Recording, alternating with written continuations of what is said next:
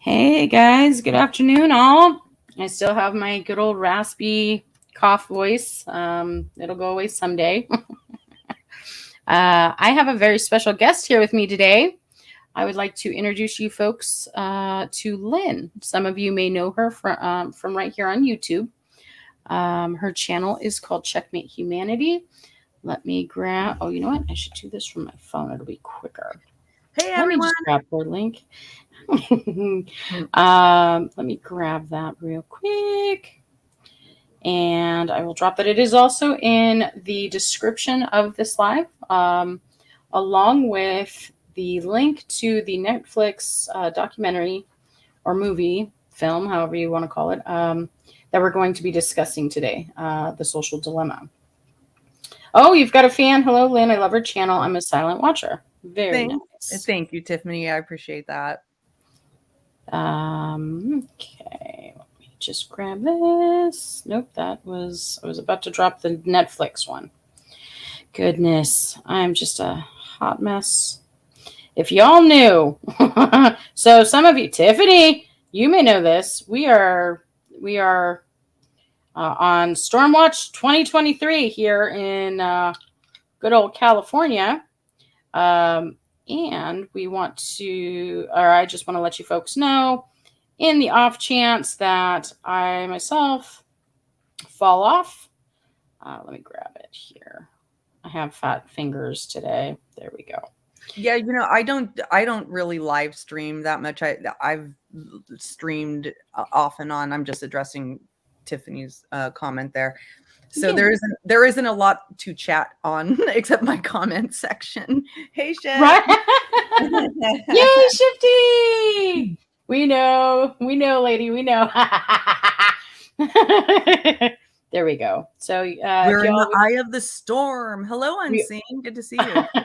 Hey, Unseen. I know we are actually going to experience weather out here. I'm shocked. It's just, you know, so my husband likes to joke that we have two seasons, a summer and a slightly less hot summer. Is what he calls it. So let me tell you folks a little bit about how I found Lynn and why this live was so important to me. A lot of you folks know for about a month, I had a trip to Kauai and then I got really sick. And then life got busy. And so I found myself just not around on YouTube. And I was watching, I'm not going to look at chat for just a minute because Shift's making me laugh. And I came across this documentary, The Social Dilemma. And within, I don't know, the first 2 minutes, I was hooked immediately. I was like, ooh, this is going to be good. And I mentioned this to, as I was going through or discussing this, maybe shift, maybe correct me if I'm wrong, but I think we might have been talking about this on your panel. I mentioned Lynn, and I know you and a couple others had told me, oh my gosh, Lynn's from Checkmate Humanity. I was like, no way. Like, I was so excited. And so I thought, y'all know me, I'm tenacious. The worst somebody's going to tell me is no. Well, I mean, there are worse things, right? But if I ask nicely, the worst they're going to say is no. And so I emailed her, not really realizing it at the time that I had missed one letter in that email address, and I hadn't heard anything. And then poof, one day she appeared in my email, and uh, the rest is history. Here we are today. So thank you guys all for joining us. Um, Let me see. So first off, Lynn, I'd like to start off by thanking you personally for taking the time out of your weekend to join me. Um, It's my pleasure, and it's really what my channel is about, even though I put it in the context of true crime and true crime coverage and stuff like that. Sure. Well, and we were just talking briefly backstage.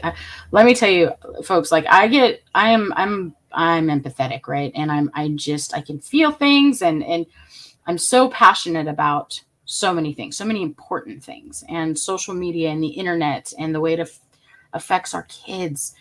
That's something that has always been so important to me. And just there's little things that Lynn was just saying that, I mean, I was sitting here and the hair is like standing up on my arms, like, ooh, that's, talking about, uh, being like the rebels, things like that. It's like, wow, these people, they really. So we're going to get into all that. Hey, Ozzy. Hi, honey. It's so good to see you. Hey, see and say. Um, so Lynn, if you wouldn't mind, I'd like to start this out as maybe like an interview style, if you're comfortable with that. Just ask you a few questions. Okay, awesome. So I'm going to lob a couple of easy ones at you first. Um, what was it like working for some of like the world's most popular tech companies, such as like Apple and Google? I believe, was it also Twitter as well, and Palm? What was it like working for these? Let's say Apple. Were you there when Steve Jobs was there? I worked with him a lot. What was that like? Intense. Like, that's the one word. That's the main word that, like, if I were to do a one word association, it was intense. Your life is not your life when you work in that industry. It's, wow. The expectation is, hey, just me, everything. Hey, just me.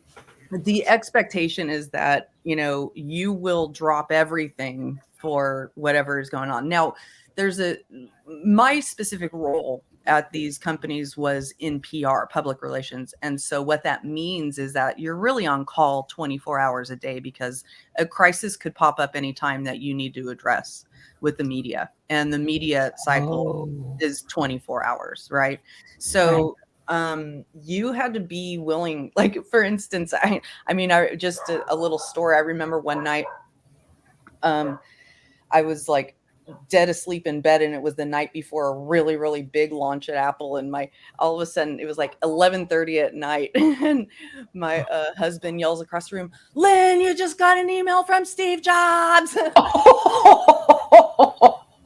Oh, this was before the iPhone, so we were sitting there with our iPhones getting notifications, and I was like, oh shit. my gosh.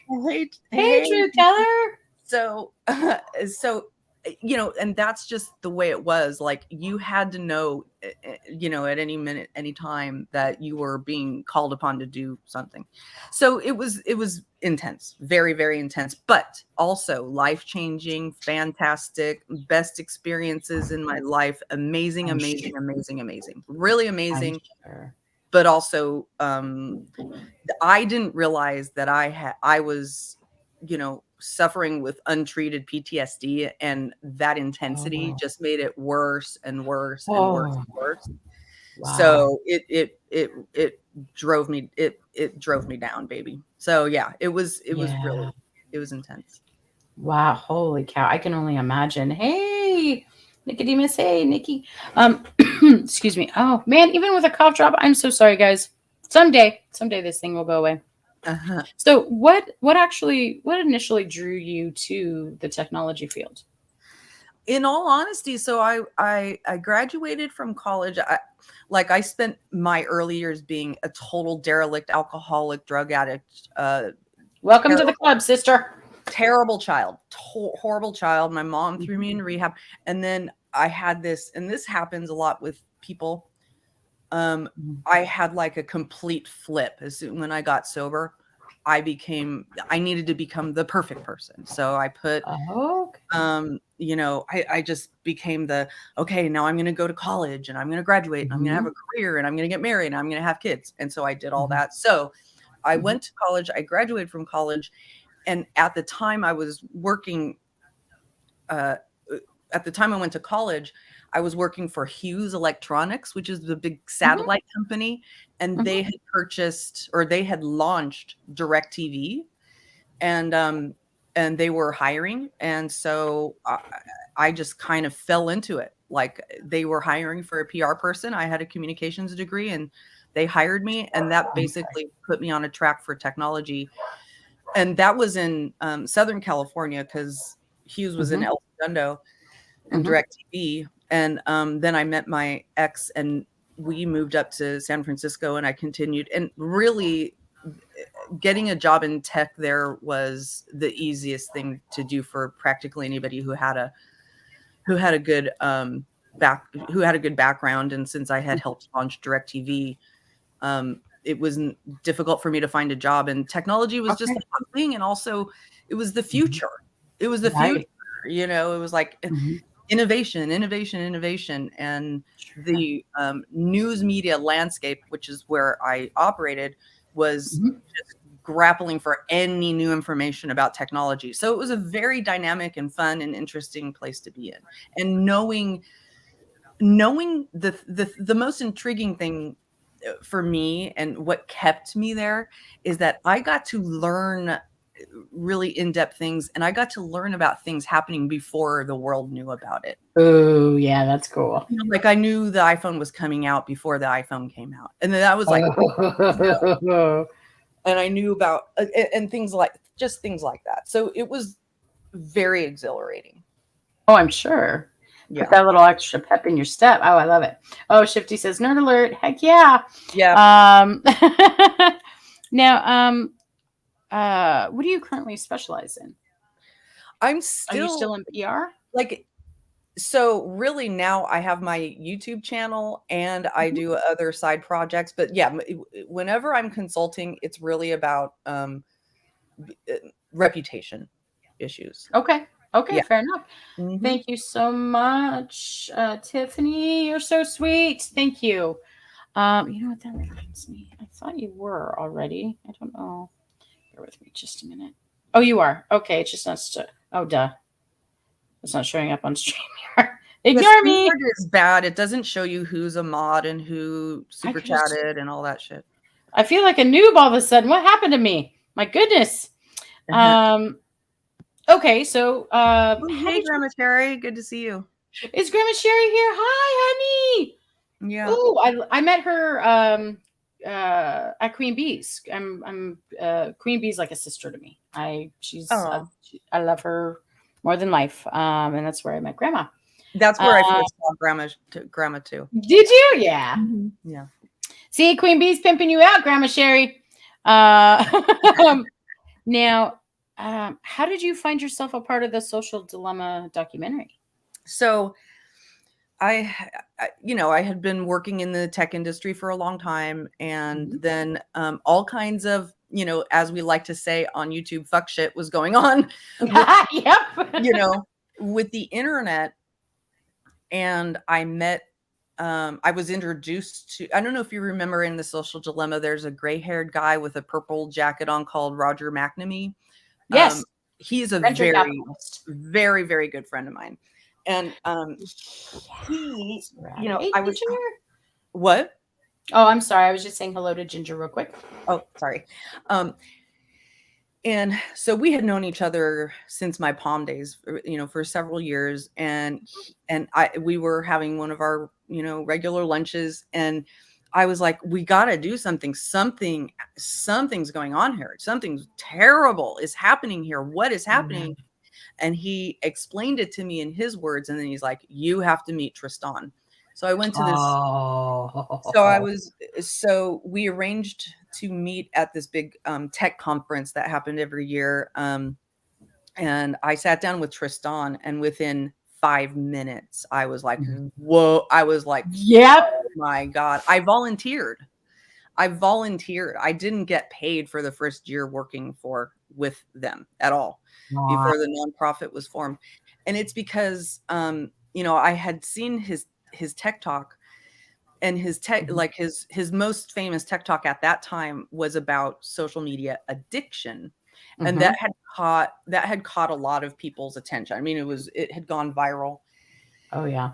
But when he talked to me, and by the time we met, he was overwhelmed with media attention and Oh, I'm requests, sure. and not knowing what to do about it. So I volunteered to help him field them and decide which ones he should do and not do, and blah, blah, blah, blah.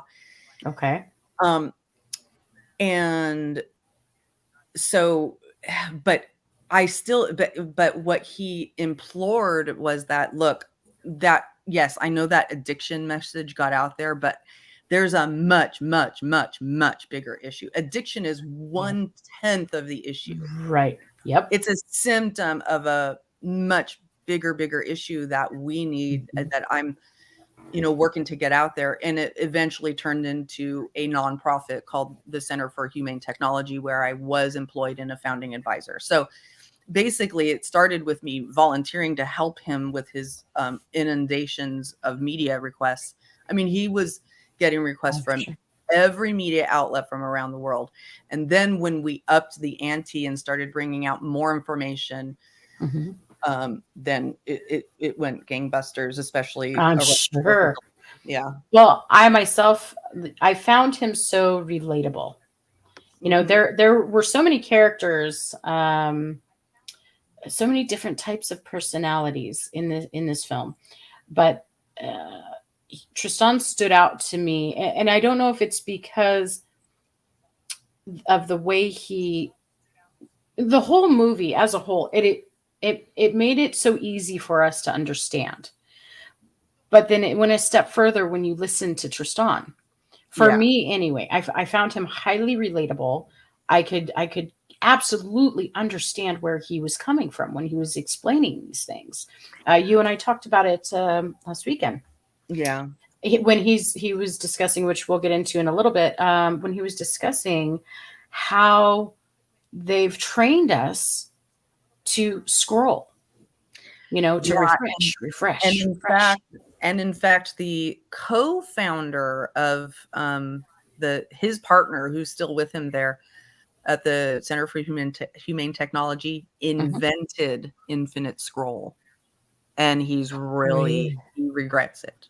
I mean, it would have been invented anyway. It would have been invented anyway, but all these tiny little things about technology that happen on your screen, those were invented to persuade you. It's called persuasive technology. Okay. Yes. And it's all created to persuade you to keep coming back to this screen. Right. And keep you on the screen. So Infinite Scroll was like, a nirvana for tech companies. Sure. Because then people weren't going off the screen. So then, the guy who helped invent it was a good friend of Tristan's, and he's helped develop all these messages. And the special thing about Tristan is that he has such a deep and intimate knowledge of what's happening. He was at Google at a pivotal time in their decision making for how to design the algorithm, and he or at least part of that time, and he started calling it out, and he did a major slideshow presentation that he sent around to the whole company. And they were all, and it went viral inside the company. Yes. And then but then they were like, okay, thanks, and then didn't do anything. So he was like, okay, I guess I'm going to have to leave the company to get this information out there. But what he's Mhm. able to do is explain this in terms that are impactful but also understandable. And one of the most impactful things to me, the thing that really made it click for me about what's about, you know, a lot of people say, well, I can't be fooled by any stupid algorithm that I can't see. But Mhm.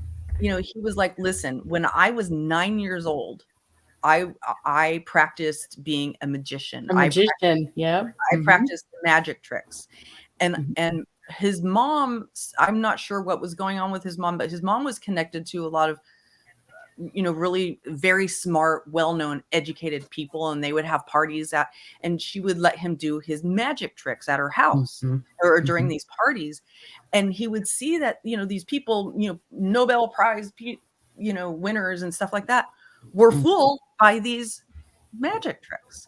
And he's like, wait a Yes. minute, I'm a 9-year-old kid with my magic tricks. Oops. I can still, you know, trick these people. Yep. Anybody. So that's why my banner on my channel is don't forget the algorithm, because anybody can be manipulated. It doesn't Yeah. matter Yep. if you're if something, if an entity or a human being Mhm. wants to manipulate you hard enough, they can. And the only way we can kind of protect ourselves from that is being aware of what happens. And the only way to learn how to do magic, the only way to understand how these magic tricks work is to learn how to do magic, right? But Right. that's like some secret society that you know. But Right. what I'm saying is that you can even still be manipulated. I can be manipulated knowing all this stuff, but it's harder to manipulate me. Yes. As a matter of fact, in the film, Tim Kendall, former Mhm. president of Pinterest, Yeah. he seemed like such a humble guy, Hmm. and he said, you know, even knowing all these tricks, he, you know, or what was Yeah. behind the curtain is the Yeah. way he put it. They still couldn't put it down. Yeah. They still And then being on the inside, you still couldn't walk away. no, it's You well, know, that's you the knew thing what is was happening, we're human beings, and you know, tobacco is going to or nicotine is going to addict anybody who uses it. right? Heroin is going to addict anybody who uses it, and so will um, a persuasively designed algorithm. And Right. not only will it manipulate you and has the ability to do that, it will change your brain. It Yes. will it will change, you know, it's an addict, you know, and that's why he initially started out with his, you know, a message about addiction, you know. Hmm. But Hmm. the unfortunate thing is that, you know, that really again is just one symptom. And like Tim Kendall was saying, like Tristan was just always, I think one of the reasons he was so passionate or is still so passionate about this is because he also felt very affected by the addictive Yeah. quality of it. He Yep. always said he was addicted to email. He's like, I can't.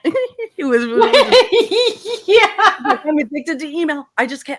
I'm just addicted. I can't. Like, I have to keep going back to my email. So, you know, See, I, and I so it's kind of funny because if my husband walks by my phone and he sees the amount of notifications I have for my email, because I gave up a long time ago. I gave up a long time ago.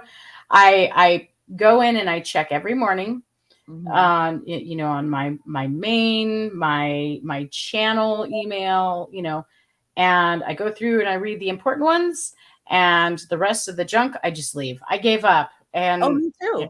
let Yeah, me see. long time ago. Mhm. It's pretty bad. It's pretty bad. It's a so all inboxes combined, it's 29,670. Do you want to? Do you want to guess mine? Oh, I can't even imagine. Oh my Oh, god. it's got to be okay. No, Let me I've had 100. I've had my personal email account since like 2005 or Gmail account. Since Gmail came out, right? Mhm. Um, mine is all inboxes, 170,000. Oh, woo! Yep. Because and there used to be this thing, going around. I don't. It was in the tech industry a lot. I don't know if it was anywhere else, but people would be like, "I'm at inbox zero, y'all. I'm good on my email." It's impossible to go to inbox zero when you get so much freaking spam. You sign up for any Right. damn thing, and you get Yeah. spam every single day from And those and things. and the unsubscribe, it doesn't, it might go away for 30 days, Yeah, but then poof, it's back. yeah.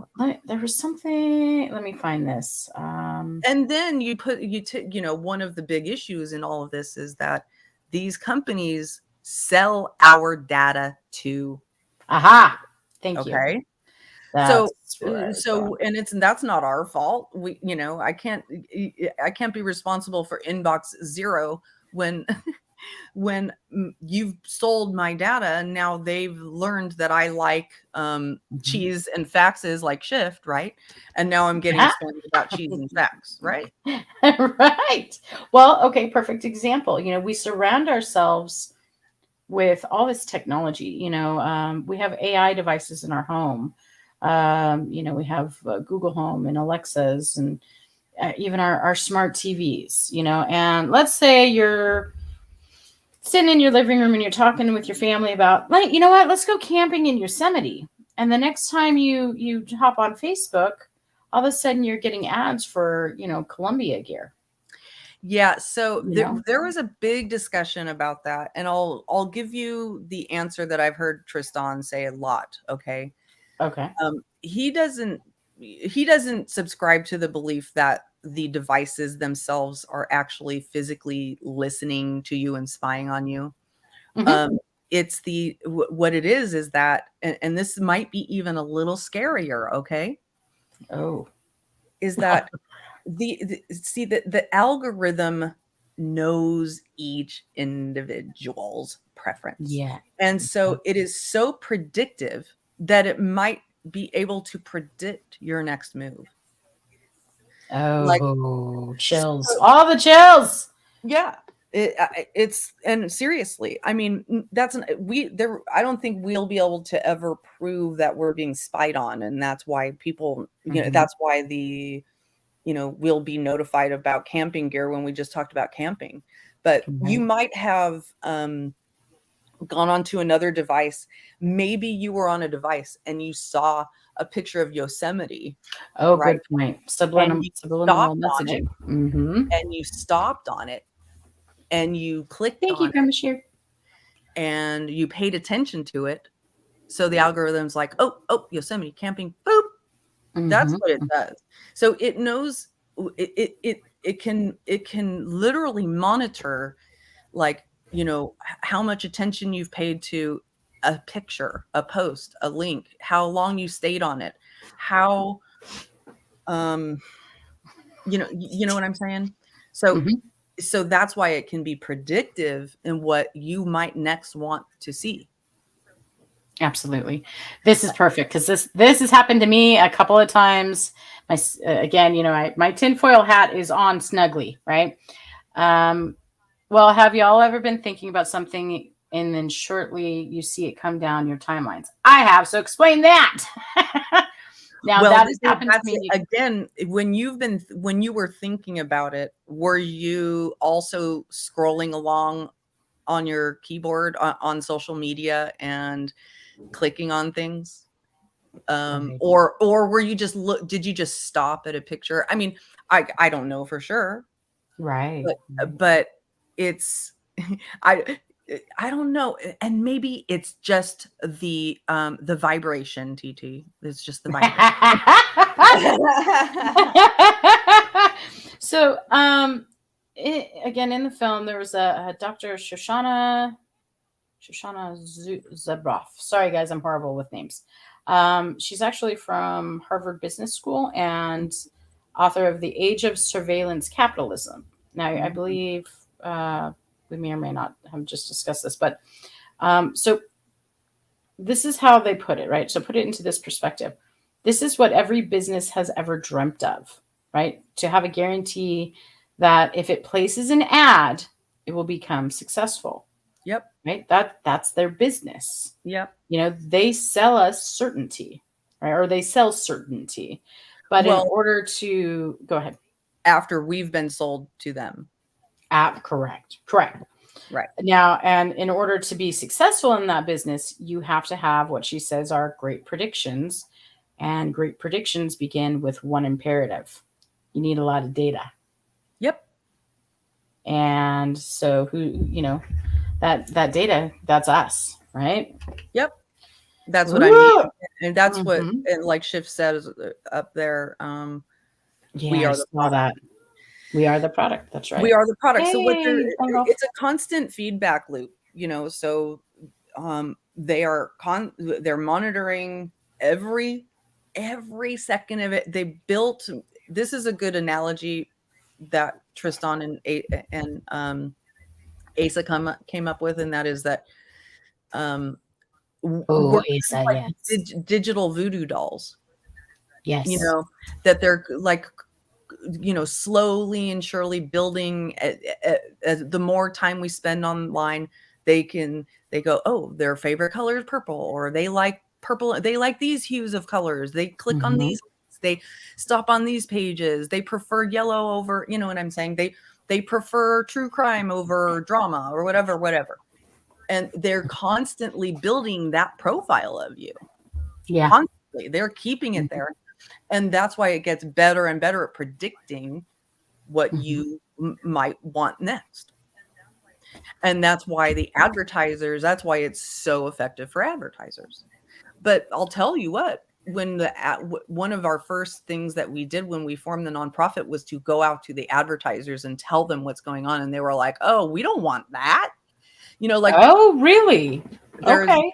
yeah, there's a large, there's like a cohort in the advertising industry that's basically saying we don't want to participate in this kind of persuasive design and Oh, I love it. intrusive type of ad, data mining for ad targeting. We don't want to go.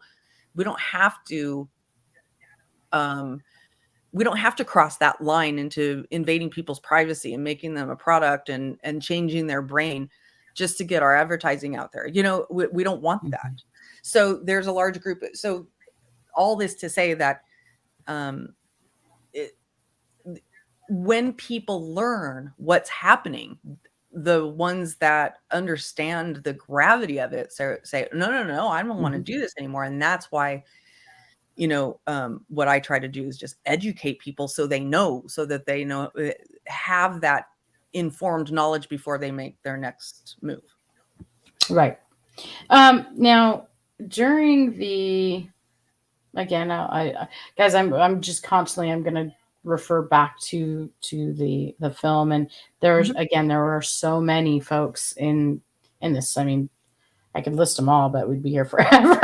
Yeah. But there was this really fascinating dude. Uh, and I swear his CV was like a mile long.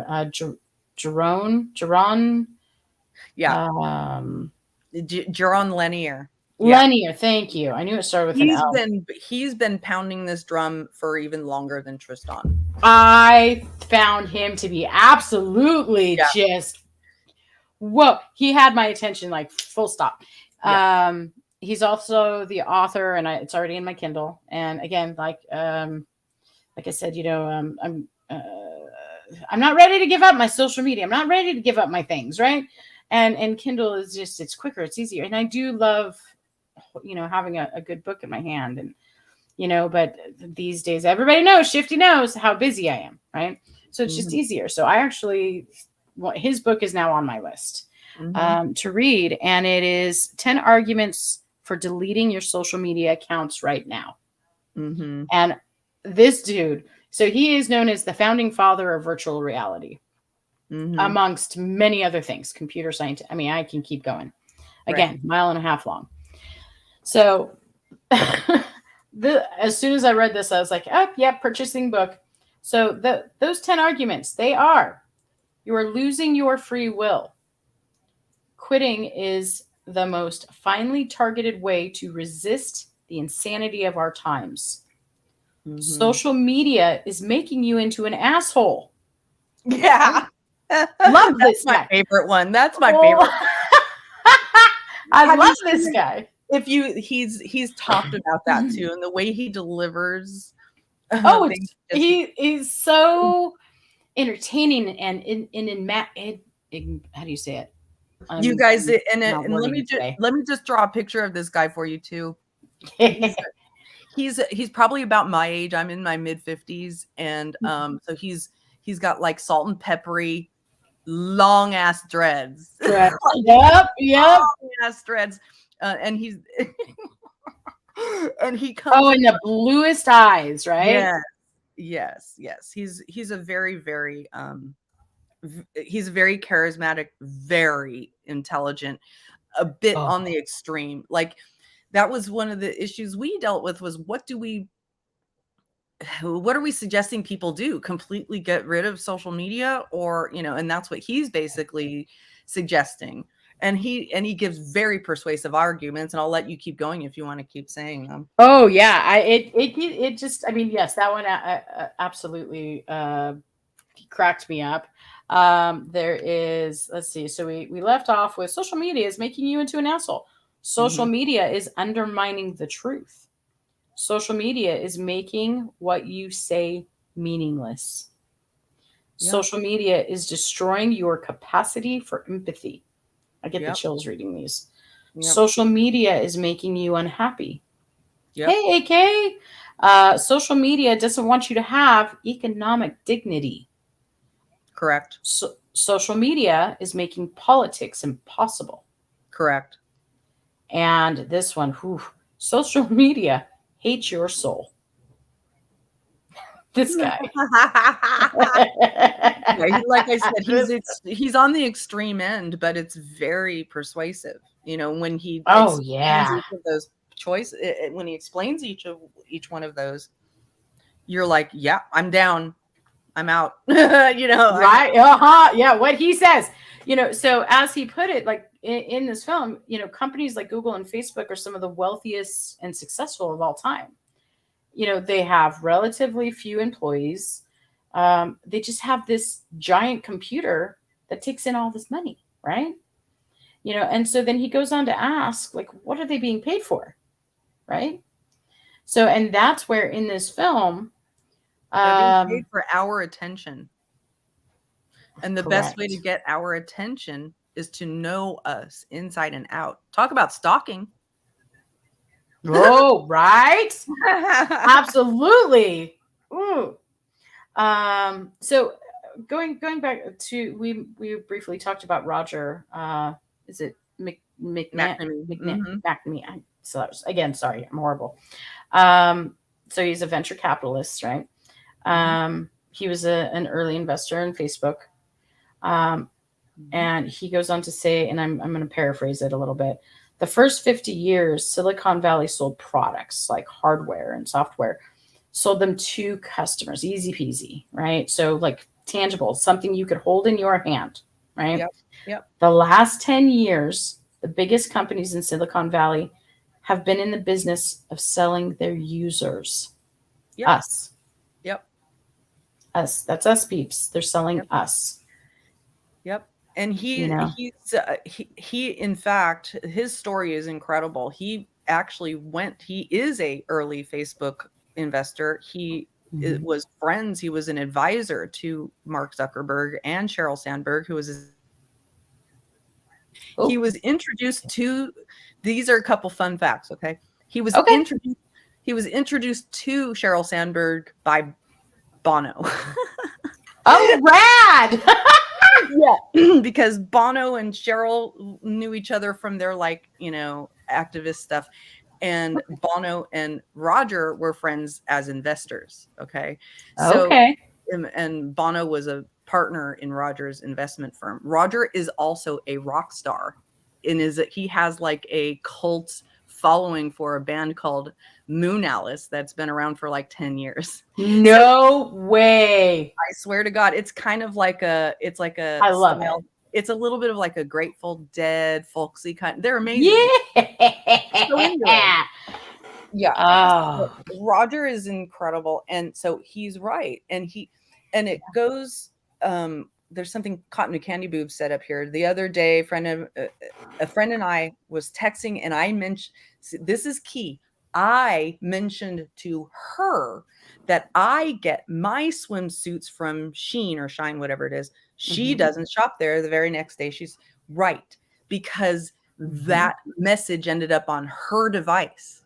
Yeah. Even though she didn't proactively seek it out, it was there. Yeah. Right. So now they detect that on her device, and they're like, ching, ching, ching, ching, ching, ching, boom. Yeah. And now you're the product. Yeah, absolutely. As a matter of fact, that's perfect. And Schiff said it again, and we'll go ahead and repeat it here. But Tristan said it. The classic saying goes, if you are not buying the product, you are the product. Yep. Right. So that's us again. We are the product, folks. And I don't know if that scares any of you, but I know it scares the shit out of me. Well, I'll be super honest with you. Like, I was already sufficiently freaked out, but I wasn't as freaked out as I am now until I started being a YouTuber. And then I was like, holy shit. This is sure. Like being in, I was working with them kind of like at a very high level, developing the messages, understanding, conceptually all this stuff, but didn't understand how it affects each individual, in real time until I became a YouTuber. Yes. Right. Yeah. And then I started to see how incredibly irresponsible and lax YouTube and the other social media companies are, but YouTube is one of the worst about protecting people from all of this. In fact, I started to physically see how the algorithm was promoting crap content over legit content, and then allowing vicious lies to be told about people and spread. And it's one, like, we see this now every single day, and the lies get much more play than the truth. That's right. And that's why what Jerome Lanier was saying, or I think it might be Lanier, I'm not sure. Lanier, I'm not sure. Anyway, he's American. He's not French or anything. So anyway, he's just rad. Yeah. Yeah. So that's why what he, the things that he was talking about are so poignant, it takes away your empathy. It takes away your ability to see truth. It makes you an asshole. It absolutely does make you an asshole. I don't think I've been any more of an asshole than I was on my early days in YouTube. I swear to God. Right. And I was like, oh my God, I can't believe it. I can't believe, I'm seeing this in front of me. And that's why I abandoned my true crime channel and said, okay, I'm going to put this all in the context of the social dilemma, because I'm seeing it happening in front of our eyes. And and I equate the algorithm to a malignant sociopath, a malignant narcissist. And that's why I do daily thoughts about narcissism and manipulation. Oh, I love that. That's why I do it. Speaking more on Jerome. Oh my gosh. I am so sorry, guys. He, we talked about, us being the product and advertisers, and have y'all ever, tell me if you've done this, like, you click on something and you immediately know that there's going to be an ad. And so you start anticipating, like where that teeny tiny little X is going to pop up so you can close it right away. Right. Or where the 5-second to skip ad bar is going to be there on the screen. So you can, click out of that, get rid of that, and continue on with what you're doing, but once in a while, a shiny new object. So you talked about this a minute ago, addressing cotton candy and Sheen.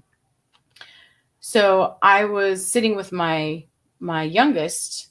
She's about to be 16. I was sitting with her one day, and we were just on her phone together, and we're going on in Instagram, and she clicked on I believe it was like Thrive Cosmetics, an ad, and I was like, ooh, like what's this? That looks cool. It was like a pen, eye pen something, right? And it was supposed to give to a charity if you purchase, something like that. I was like, ooh, that's neat.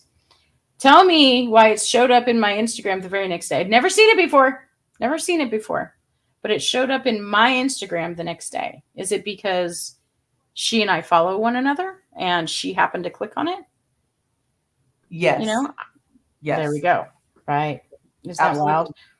wild? Now, and just in those few seconds, right, that we glanced at it, right? Um,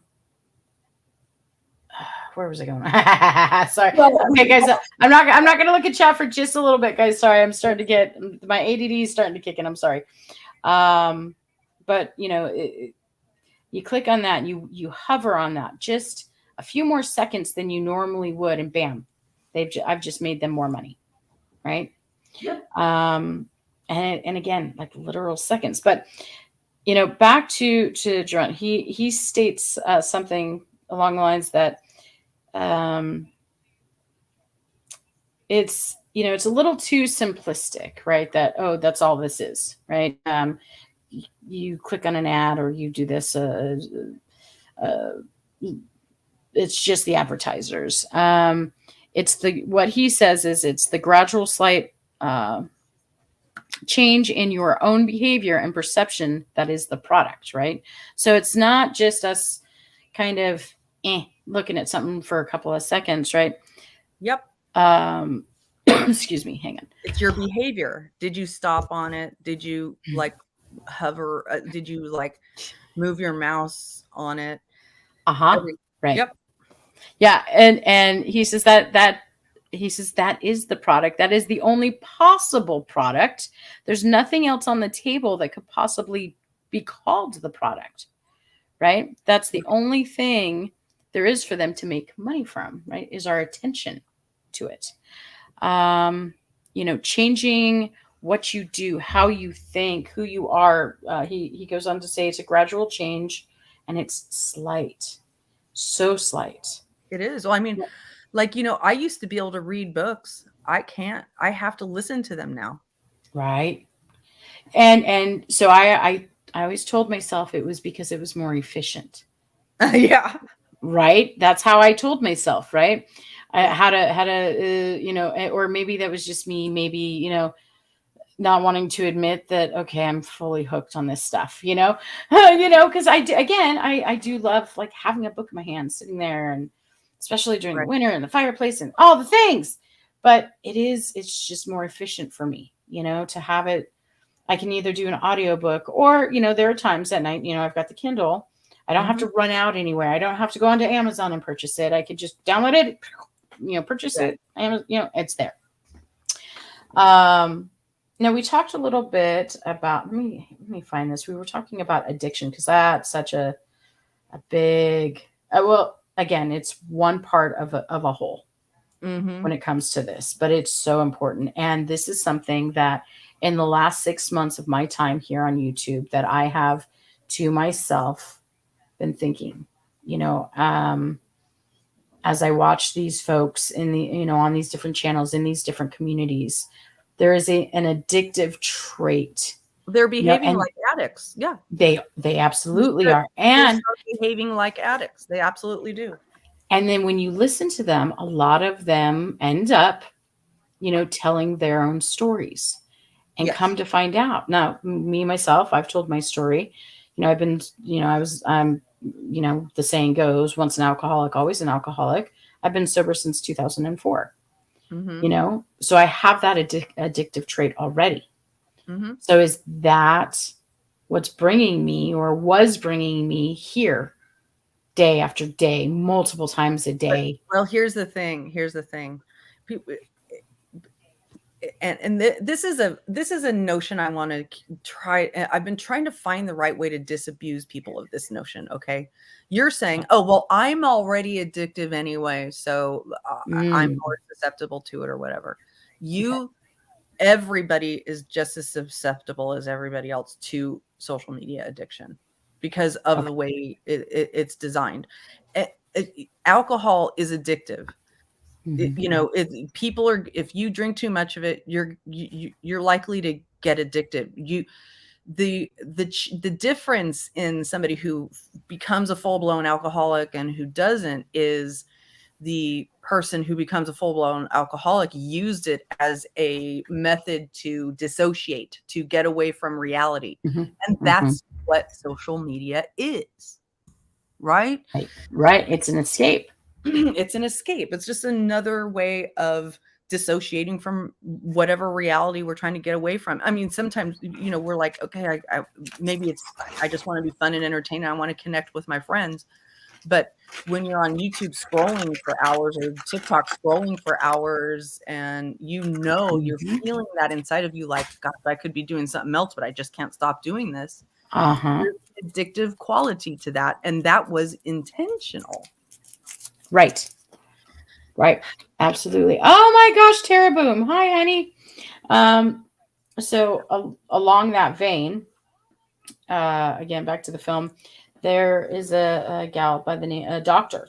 Anna Lemke from Stanford University School of Medicine she puts it very bluntly. This is another thing I love about this documentary. A lot of them are very blunt and they tell you exactly how it is. Hey, Chris, good to see you. Um, Best screen she, name ever, especially since I just did a Chris Watts video. I almost mentioned your name. You should have gone to the game, oh, Chris. Because I was looking through clips of Chris Watts's when he does when he finally says, "Oh, I killed Shanann, and because she killed the girls," he's like, I told her I went to the game," and I was sitting there going, "Man, I should keep this in there and put up and say, shout out because you should have gone to the game, Chris." I mean, oh my God. Anyway, sorry, y'all. no, it's okay. It's absolutely okay. No, uh, she goes on to say, I mean, as blunt as all hell, social media is a drug, It is. right? Yeah, absolutely. She says we all have this basic imperative to connect with other people already, right? That directly affects and I saw somebody drop this in chat earlier. I think it was Tiffany. Excuse me. That directly affects the release of dopamine and the reward pathway, Yep. right? There's no doubt that a vehicle like social media, which optimizes this connection between people, is going to have the potential for addiction. Yeah. Well, you know. there's also a line in there. Mhm. Thanks. You should have gone to the game, Chris. There's another compelling line in the Social Dilemma that I don't have at the top of my head either there, but they equate they actually scientifically measured how much of a dopamine hit you get on social media versus how much you get with cocaine. Oh, wow. And it's the same or more. Right. So it is a drug. I mean, people might shut their ears off when they hear that because that's ridiculous, that's stupid. A Right. drug is anything that can have change your brain chemistry. Right. Video games and kids, it was proven way back when. How many of you have kiddos right now who have, cell phones or tablets, and you go to take them away from them and all hell breaks loose?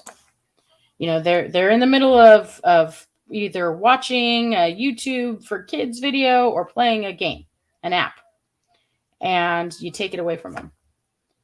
I learned this the hard way with mine when she was about 3. I think I had Candy Crush on my phone at the time. And I let her just play around with it for a little bit while I was folding laundry. I went to take that phone away from her, and she went like bananas crazy on me. And My kid, she's had 3 temper tantrums her whole life. 3. 3. Mhm. I don't even know what to call what that was. Yeah. And again, I mentioned my husband's a Clark Kent. He's construction man by day, computer dude by night, right? He's the one that actually explained it to me, that video games and now, social media, it affects the brain the same way drugs do, right? It's And I was like, oh, kid, nope, heck no, give me that back. No, you are not touching mom's phone ever Yeah. again. Like, I'm not doing that to you. No, ma'am. So I have actually some homework for you folks. And if y'all want a gold star, comment on this live when we're done here. I want you all to go onto your device and tell me how much time you spend on each social media app that you use. You don't have to name the app. Just, you don't have to name all of them, right? I only have 6 total. So for example, I looked myself yesterday. I spent 51 minutes on the Messenger app yesterday. And that was just one. Okay. And Shifty and all y'all know how crazy busy I am as it is, right? I wasted 51 minutes, although communicating with people I don't feel is wasting. That might have not been the right word, but there was 51 minutes of my day spent on just one. Mhm. you know but yeah, I do work better in chaos. So, or again, maybe I'm just choosing to to make myself feel better. I don't know. FK unseen. you know um Tristan made a really good point when it came to social approval, right? Yep. And that's another thing we see on here a lot. People Yep. looking for others' approval, right? A lot of them are calling them, what is it now? Sub grabs, right? We're looking for more subs. Mhm. You're clout chasing. You're this. You're that, right? But ultimately, what it comes down to is approval, right? Well, also, it's financially incentivized through Mm-hmm. through and through. So it's not just, Absolutely. Hey, you sugar. take the worst of human behavior, right? And then you incentivize that behavior with making money by doing it. Right. Well, the people who are willing to sink to whatever level they can go to make money will do that. And Right. Right. you see what I'm saying? So Mm-hmm. um there's a Oof. financial incentive to do the things like what Chris says up above. That's why people chase that high of getting somebody back. Yeah. Yep. Maybe they wouldn't be quite, maybe they would still do it in a way, but that content wouldn't be promoted as much as it is. And Mm-hmm. Mm-hmm. also there wouldn't be that one part of the decision when they're like, should I go after this person or shouldn't I? Well, if I do go after this person, I might make more money. Right. I know. And You we know? all know this. We all know this. Drama sells. Drama sells. I mean, it's Yeah. just the fact. Facts, um, and that's so like I'm okay to not be a part of, I'm not interested in getting paid for drama, you know. Right. Um so Dawn, good job. Messenger today, 3 hours, 22 minutes. Oh, but she says, I was not on it. I am just logged in, LOL. So I have mine always logged in. And Grandma Sherry says my screen time was off. All right. So so he says we as human beings, we evolved to care about whether other people in our tribe think well of us or not, Right. because it matters, right? Right. But It's just human nature. Yeah. right, right, Mhm. absolutely. So and we talked about this, and that somebody mentioned it in chat. Um, but were we evolved to be aware of what 10,000 people think of us? No, that was one of the most powerful things I learned as well. Oh, With all the goosebumps, all the Yeah. goosebumps. And I was like, Yep. holy cow. Like, just when you have that aha moment of all these people are going to hear my voice, and what are they going to think? you know. Ooh, so Yeah, you know the he. there Go ahead. he's put that in a few different ways. I've heard him say that a few different times. He gave a really great presentation that I produced in Hmm. 2017, um, where he oh no, I'm sorry, it was 2019, where Okay. he said we've evolved to be maybe understand and be able to process how maybe a group of like 150 people in our lives. Like there was actually data behind Wow. how many people in our lives we usually have without social media, right? Who might Right. have views on us Mhm. but we are not evolved to not only see what like 10,000 to potentially 4 billion people Right. is seeing this, seeing what other people think of us, but also seeing their thoughts play out in real time. Isn't that crazy? Yes. Yeah. Oh. Ugh. Like Sorry, I guys. Like equate it I to get all like the chills, all the feels, all the the, time about the this. live chat is like, that's one of the, even though I watch a huge amount of live content, I'm more of Mhm. a pre-recorded creator because Mhm. the experience, and this was very much part of the experience of covering Gabby Petito with Natasha. There was like, Mm. 8,000 in the chat at one time, Yeah. and it's like you're standing there on the stage and you're hearing what everybody thinks in the moment. Yeah. And Uh-huh. that is not a usual, that is a completely unique experience. Right. Right. And That's wild to me. and some people get off on, you know, like Natasha's one of them, and she knows Mm. this, right? Mhm. Gets off on like seeing the bad thing that's being said, and then like attacking that thing that was just said about her in the chat. And so can you imagine if, like, let's say Justin Timberlake was on stage singing, and he heard one person say, "Ah, you suck," and then he just stopped the concert and was like, Right. You're "You absolutely right. fucking, you fucking idiot," like. Oh, that would be great. And then it would be all over social media in Yeah, and then five they're seconds. all pulling out doxes on each other and shit. Like, I You're mean, right. can you Mhm. imagine? Like, I always try to take these scenarios that we see on social media, especially in live YouTube, which I think is the Mm. most toxic environment. Okay. And Yeah. because it's so immersive, and but I try to equate that to what if that happened in real life that way? I mean, it's Oh, fucking ridiculous. I would love to see it. I would love to see it just once. I would love to see that just one. Just knowing what I know now. Oh, that would be amazing. So this Larry in the chat who says, I remember that 6 to 8,000 in chat. I got timed out a couple of times. Larry, did you say something to get timed out? Or are you the Larry that Natasha didn't like at the time? Was it a Tuesday? Maybe. Anyway, yeah. So there's another gentleman. And I'm sorry, you said his name for me earlier. Is Shamath? Shamath? Yeah, Shamath? Chamath. Shamath. Yeah. Chamath. Okay. Chamath. Yeah. So in this film, he says we curate. I love this. We curate our lives around this perceived sense of perfection because we get rewarded in these short-term signals, right? And those are hearts, likes, thumbs ups, right? Yep. I'm talking to you YouTube folks, right? Hit that thumbs up, right? And Mm-hmm. we conflate that with. He goes on to say we conflate that with value, and we conflate it with truth. And Those with little worth. tiny Yeah, things. exactly. Mhm. That's something I've tried to stress on my channel a lot. Is that attention is not approval, it's not value, it's not agreement, Right.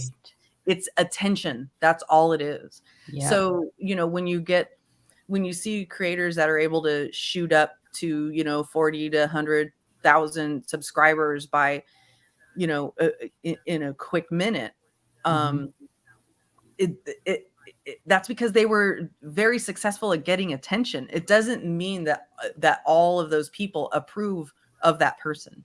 Right. You know, Correct. that's what they do. That's what people will do is say, "Oh, now I've got approval," or people see them as having that much approval. Right. Mm-hmm. And that's why the algorithm is just sending us these very toxic signals or mixed signals about what is and what it isn't the truth, you know. Right. Mm-hmm. It Absolutely. doesn't mean that you are spreading the truth because you have a 100,000 subscribers and somebody else who's um, saying more accurate and more truth, it has 1,000 subscribers. It's just Mm-hmm. they were able to more successfully get people's attention. That's it. Right. Right. And that's all it really is. He went on to say, instead, what that really is, right? That reward system, that feeling you get of, ooh, they like me, ooh, validation. Hmm. What it really is fake, brittle popularity, and that it's short term, and then it leaves you. I love this. Leaves you even more vacant and empty before you did that live or posted Yep. that comment. Anything that brought that attention to you, you got that initial kudos. I see you, COVID's hit the thumbs up. Um, you know, you get that little pep in your step for just a second, but then when it's all done, you're left with this weird empty feeling. And it's like, Hmm. okay, so then that then forces you into this vicious cycle where you're like, okay, what's the next thing I need to do now to get their attention, because I need it back. I need it back. Right. Well, so and they and I've talked about this as well, as where there's this need when you're doing outrageous things to get attention, you have to keep Mhm. topping yourself. Thank you, Shift. I appreciate that. Yeah, I love yes. Um, you keep feeling like you have to top that. Even at Apple, we victimized ourselves in the same way, because Mm. at Apple, Steve Jobs was always known to like come out with like Oh, I bombshell heard. announcements, right? Yeah. And so every time we were building up to a new announcement, we had to worry about, are we overplaying this? Is it Oh, going to be, is it, if it didn't top the last product release, then, mhm. oh no, Apple's lost it. They're not innovative anymore, blah, blah, blah, blah, blah. Right. So there was constantly this need to do more innovation. So that's product stuff.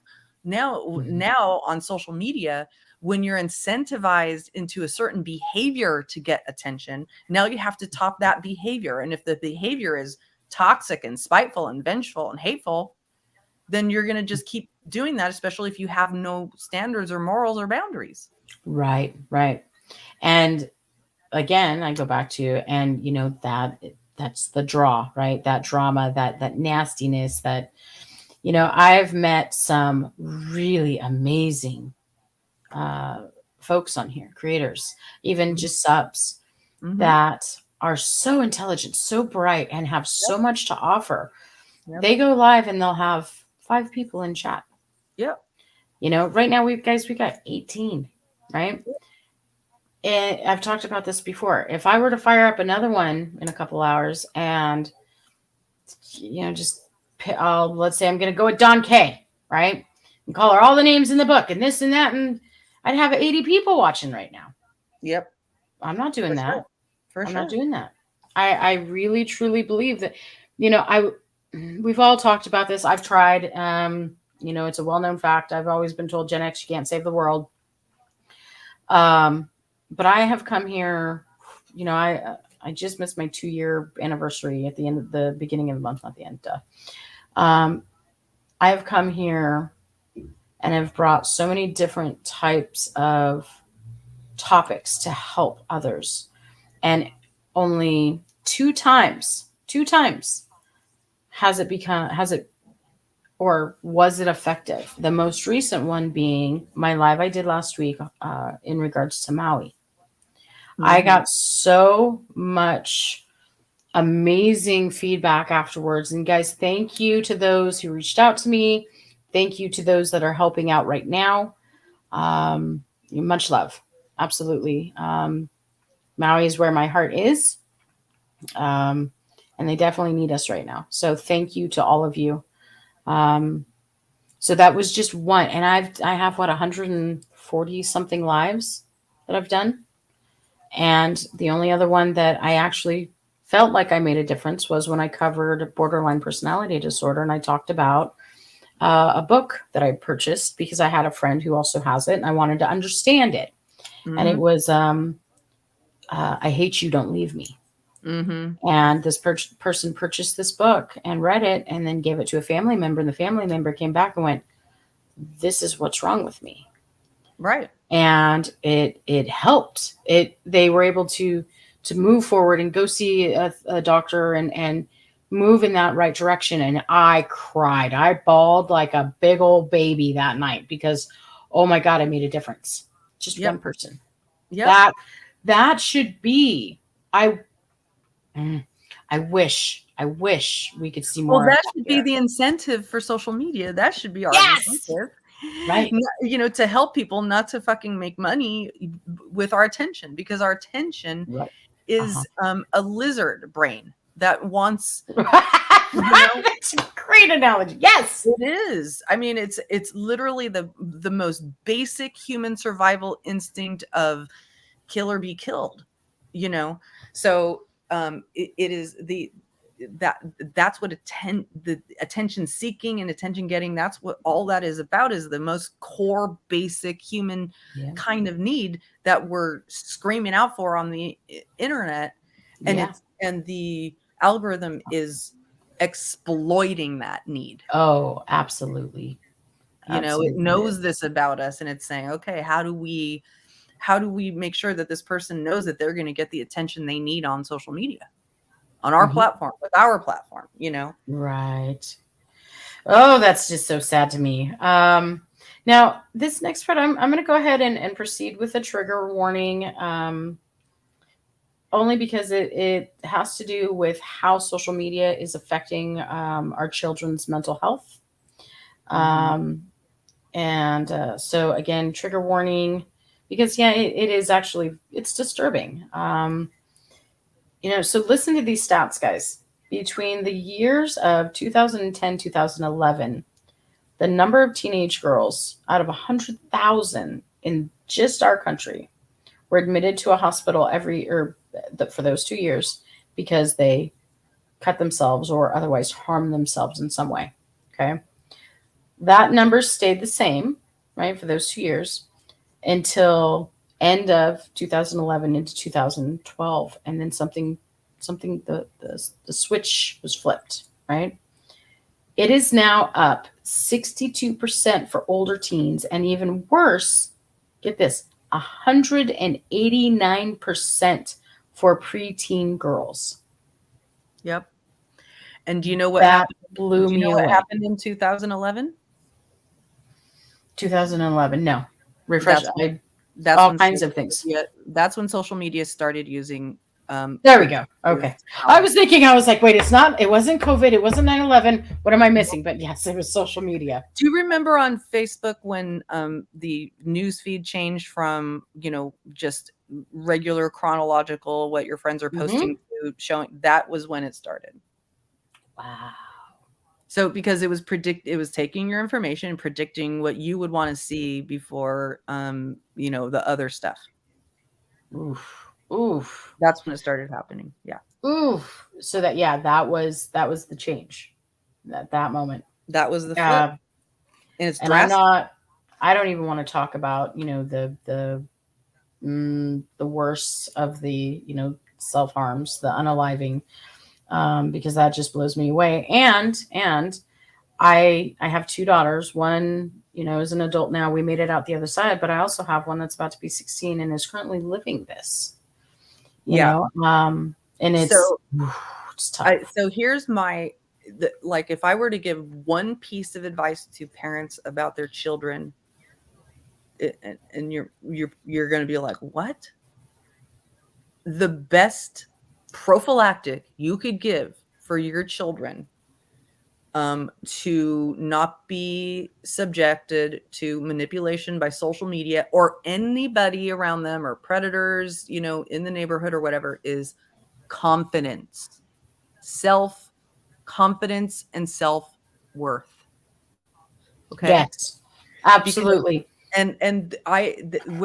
Where I was able to glean that from was I was listening to a true crime podcast where a detective, a former special victims unit detective, was being interviewed, and he was like, yeah, I mean, I raised my kids 3 doors down from a registered SO, but I didn't worry about that because I taught my children how to have self-confidence. And and that, like, when you have self-confidence and when you have self-worth, That's right. you then start to realize that um, it's easier to slough off the things that are trying Hmm. to exploit and manipulate you. Yes, and it's amazing you say that because so since my daughter was little, this is something that my mom taught my sister and I've passed it on to my girls. You know, from the time they could comprehend it, know your self worth, know your worth. Hmm. Don't ever forget your worth. You know, don't ever forget who you are. You know, and I just drilled it in her head, drilled it, and you know, unfortunately, you know, with social media. And well, let me back up a little bit on that. So my youngest is a Gen Z, right? And she is a part of a generation that are the first in history to get on social media in junior high. Okay. Now I've talked about this before a couple of times, and Lynn, I mentioned this to you when we spoke. Um, we used a program called Custodio, a software program that we were able to install on her phone, and this tool uh, it helped us ease her into the online world in the safest way possible. And even then, there were and have been shortcomings, right? Because nothing's perfect. When I tell you that my kid was pretty much in trouble that first year and a half after giving her a cell phone, I'm not kidding. It was war. She had never been in trouble in so much in her life because Yep.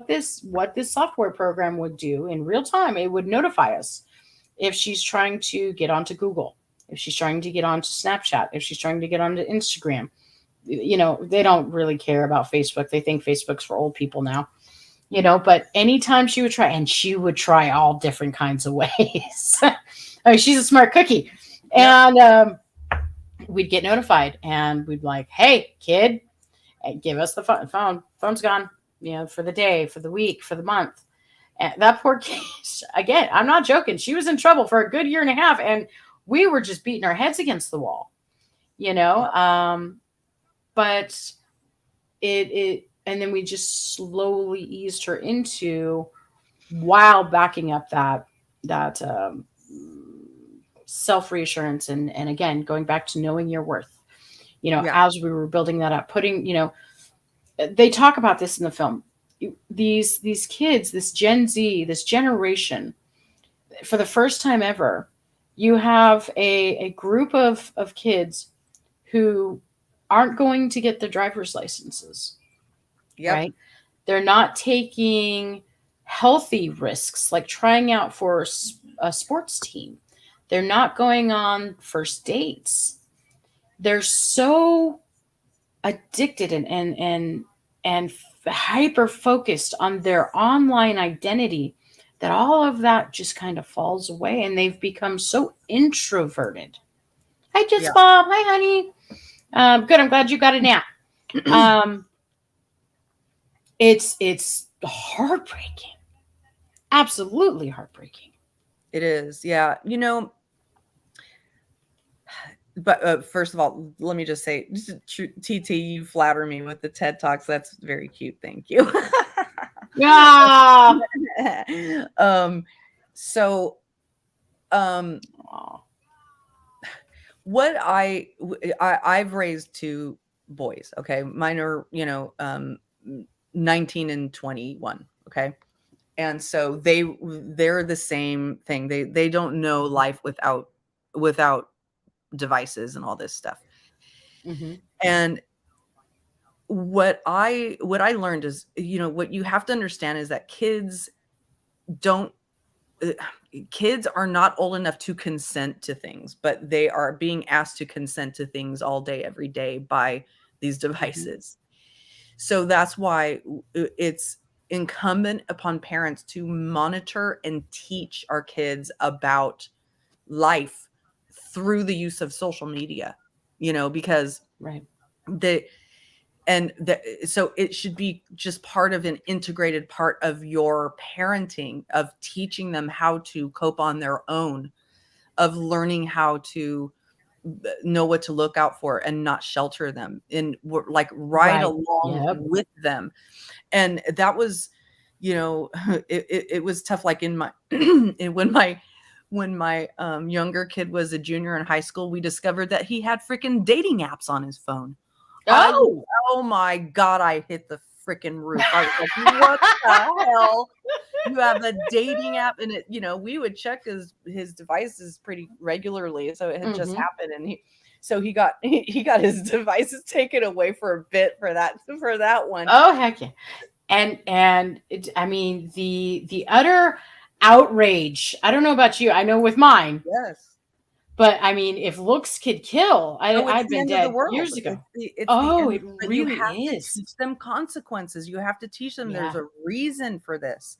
Right. And that's what I see out here, is just so many people without not understanding the consequences, either of Yeah. their behavior on other people, or their Yes. behavior and how it reflects and goes back on them.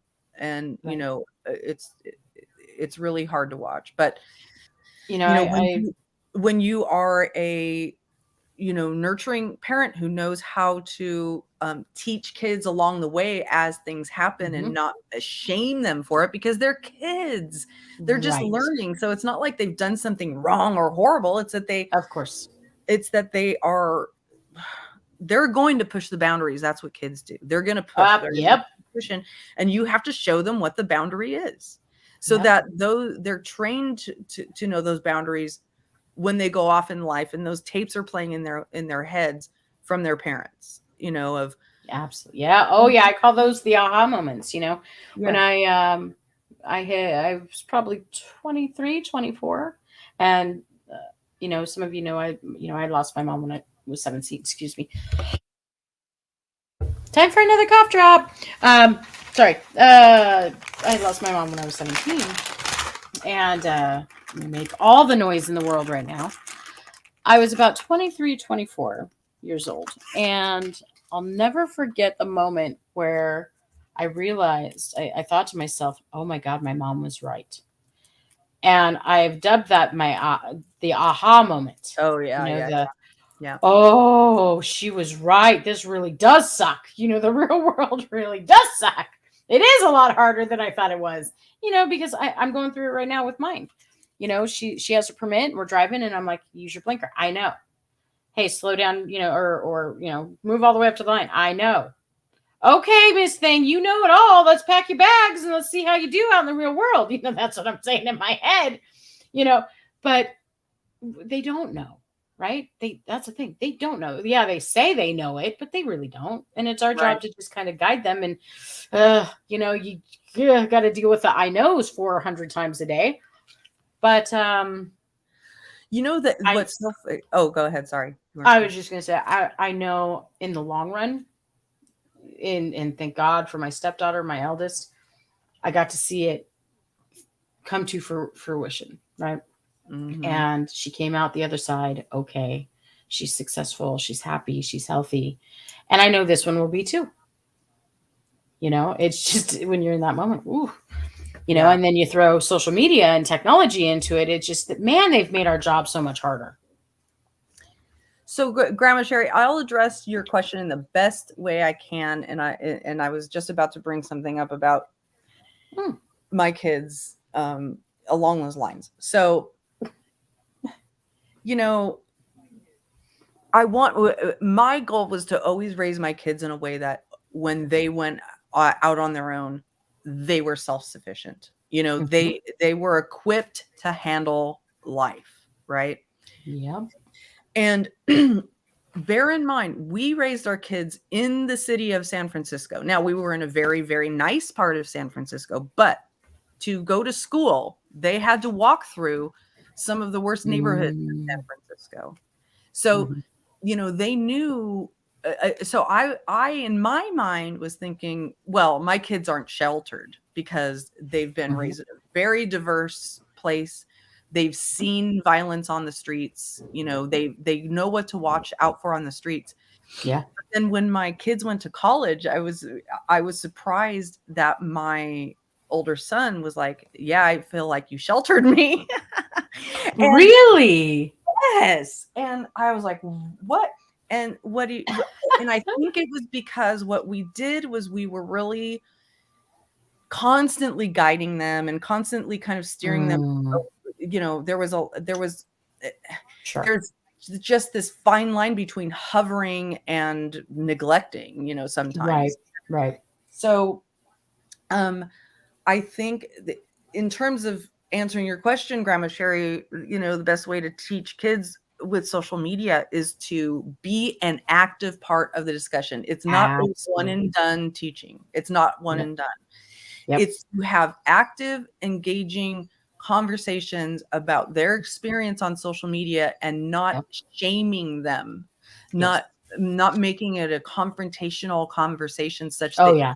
feel that they can't come to you later when something happens, because whether or not they're doing anything wrong, Mhm. something could happen. We've learned this, right? Yes. Like they Oh, can just time and time again. just Absolutely. by virtue of being a kid, it could happen to them, you know, because there are predators out there Yes. and you just don't know. And social media masks that Mhm. very, very easily for Oh, kids. So absolutely. it's about teaching kids to know what to look out for and to Mhm. understand it's emotional intelligence. So, and I know that might be not a really concrete way, but the issue is that it's not just like step 1, take off all your, social media devices. Step 2, Right. do this. Step 3, do this. Step 4, do this. Mhm. It's really about being fully aware of what's happening and being able to teach your kids to see it themselves and know how to avoid getting into a pitfall without knowing. Absolutely. Yep.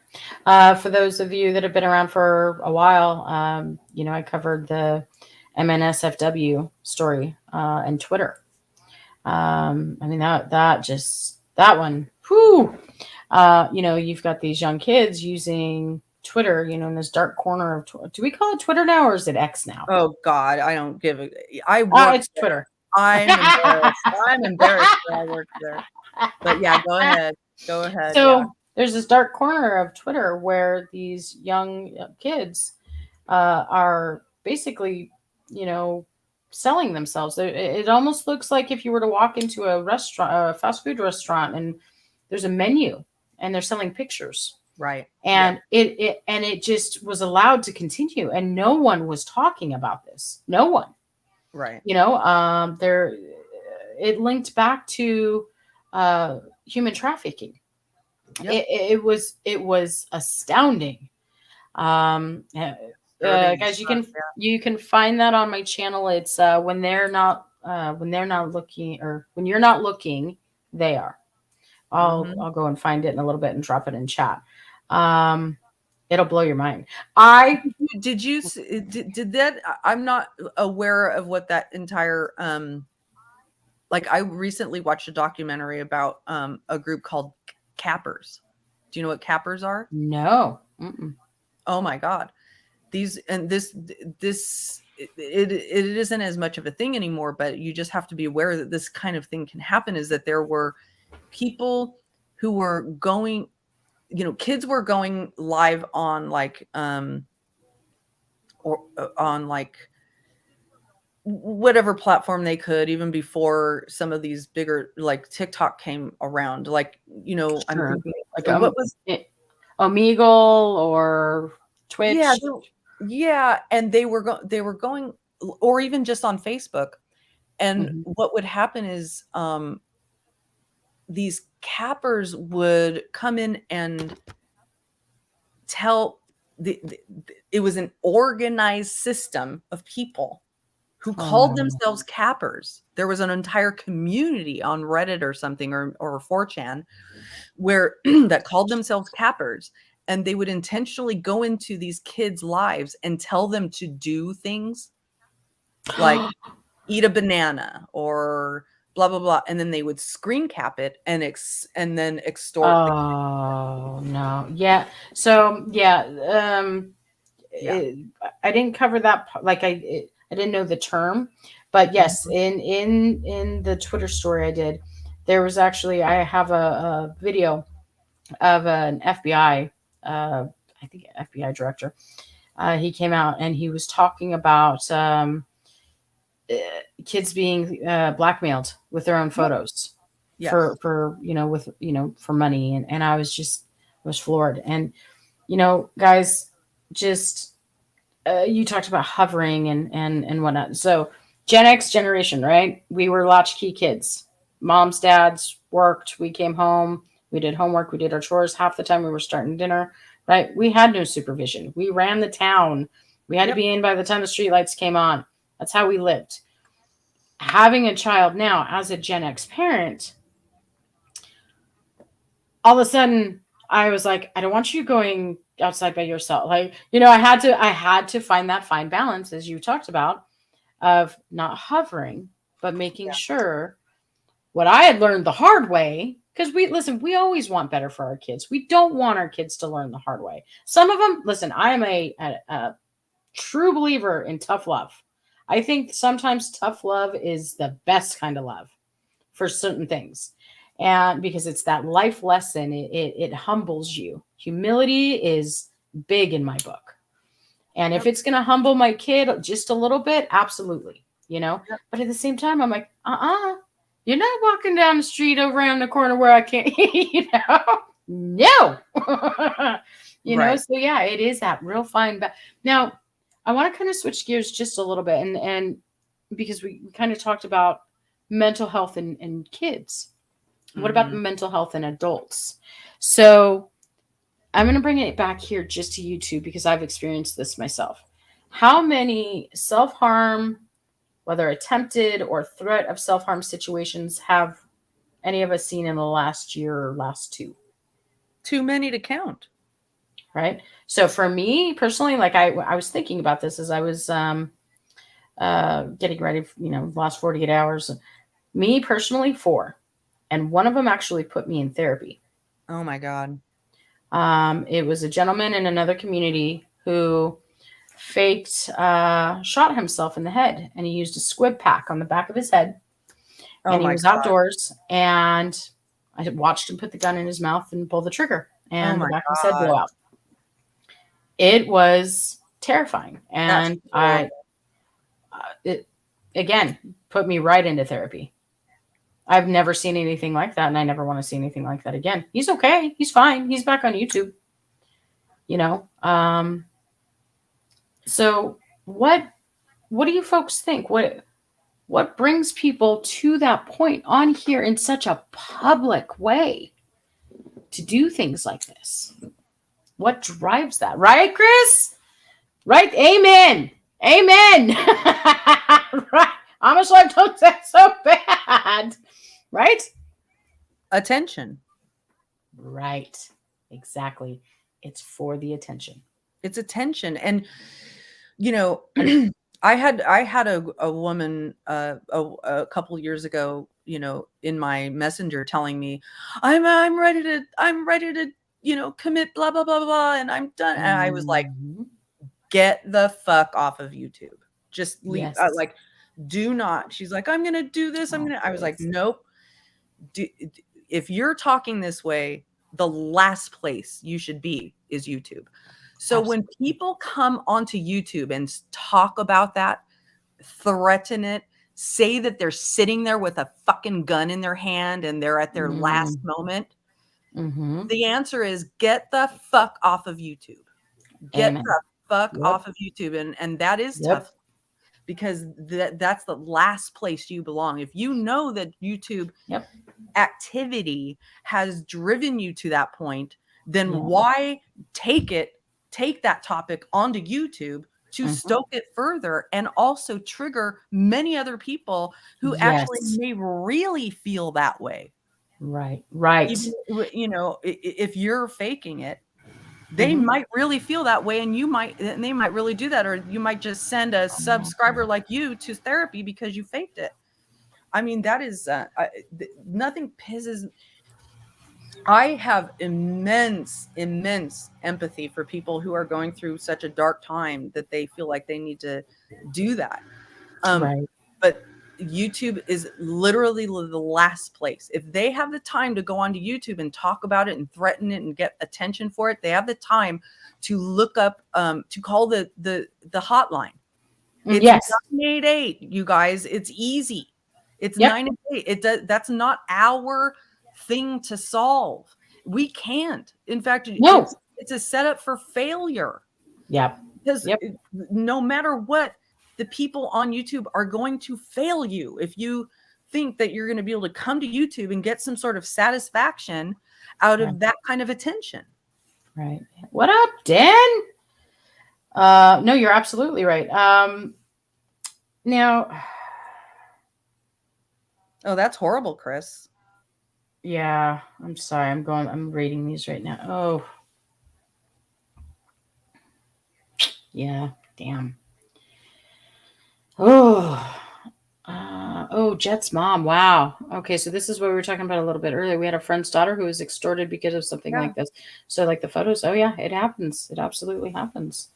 Um, my youngest, and again, I'm blaming this on social media. She herself has had more friends than I can count that have been hospitalized, for hurting themselves, Yeah. and one unaliving. And just in the last, I mean, we're talking just in a very short 4 years. Yeah. Some of these kids were as young as 11 when it started. Yeah. Self harm, Den. I miss you, by the way, dude. I haven't seen you in forever. Now, there was something that, I love this about, oh gosh, what is it? Azza? Azza? Is that how you Oh, pronounce his name? Asa. Asa. He's Asa. Asa. He's the one who invented Infinite Scroll. Oh, okay. Yeah. So, I loved it in the documentary when he talks about how he had to, because going back a little bit, we're just going to kind of bounce back just a minute here real quick. But he had to write himself his own software to break his own addiction to reading Reddit. Yes. There's Yes. a couple times, folks, I'm telling you, in this documentary. I mean, these folks, they're quick-witted, they're funny, Yeah. but they also they see what we didn't, until I watched this movie, I didn't know. So I know. a little fun fact about Asa's dad. Mhm. Asa's dad was one of the inventors of the Macintosh. No way. Yep. So the apple didn't fall far from the tree. See what I did there? That's right. Sorry. Oh my Yeah, God, that poor you're guy's probably definitely- heard that his yes. whole life. You're definitely the first person to say that. You're very original. I just cracked myself up. Oh, that was great. Oh man. So okay, so we were talking. Let's see. We talked about the folks on here. Okay, here's a fun one. Let's see. So AI. Let's talk a little bit about AI. Right. Okay. And Chat GPT. Yep. So to me, Chat GPT is already yesterday's news, right? Yep. My husband's been talking about it for a good 6 months now. I was aware of it before people started talking about it, that I saw, me personally, that I saw talking about it on YouTube. Mm-hmm. And then I started to see creators play with it a little bit. Now get this. Now I every so often from my kids' high school, I'm getting notifications, right? That they have implemented the most recent software update to catch Chat GPT. I forget how they put it. Chat GPT produced assignments. Yeah. Right, because these kids, they're smart, they're fast, right? They've been born and raised in this stuff, right? Mm-hmm. And so they figured out right away, immediately, how to use ChatGPT to do their work for them. Right. Yep. And the school's like, oh God, here we go. So, you know, when it first hit the scene, like and Shift, if you're still here, yeah, there she is. Shifty, I think, is still here. When it first, like, all the conspiracy theories came out and it was going to take over the world. But here's the thing. So AI, and correct me if I'm wrong, Lynn, AI's been around for a while now. Well, here's the thing. So that has been, well, AI is another word for the algorithm. Okay. So Okay. AI, it's just artificial intelligence, and it's Mm-hmm. and we've known that capability was there for 15, 20 years. And to explain Mm-hmm. what chat GPT is, just me, everything, I was gonna do that too. So Oh, yeah.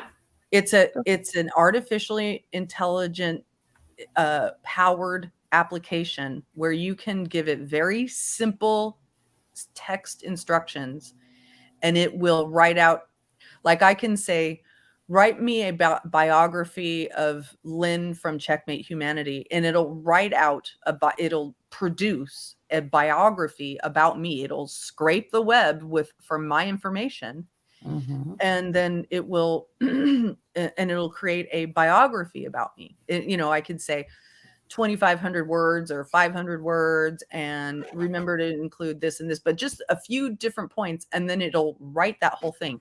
Or you can give Mm-hmm. it simple instructions, and it will make an entire visual landscape out of Yes. digital, out of stuff that's on the online. Okay, you can say, I want to see, mountains and trees, and with blah blah blah blah blah inside of it, and then it'll pop up, it'll be created for you.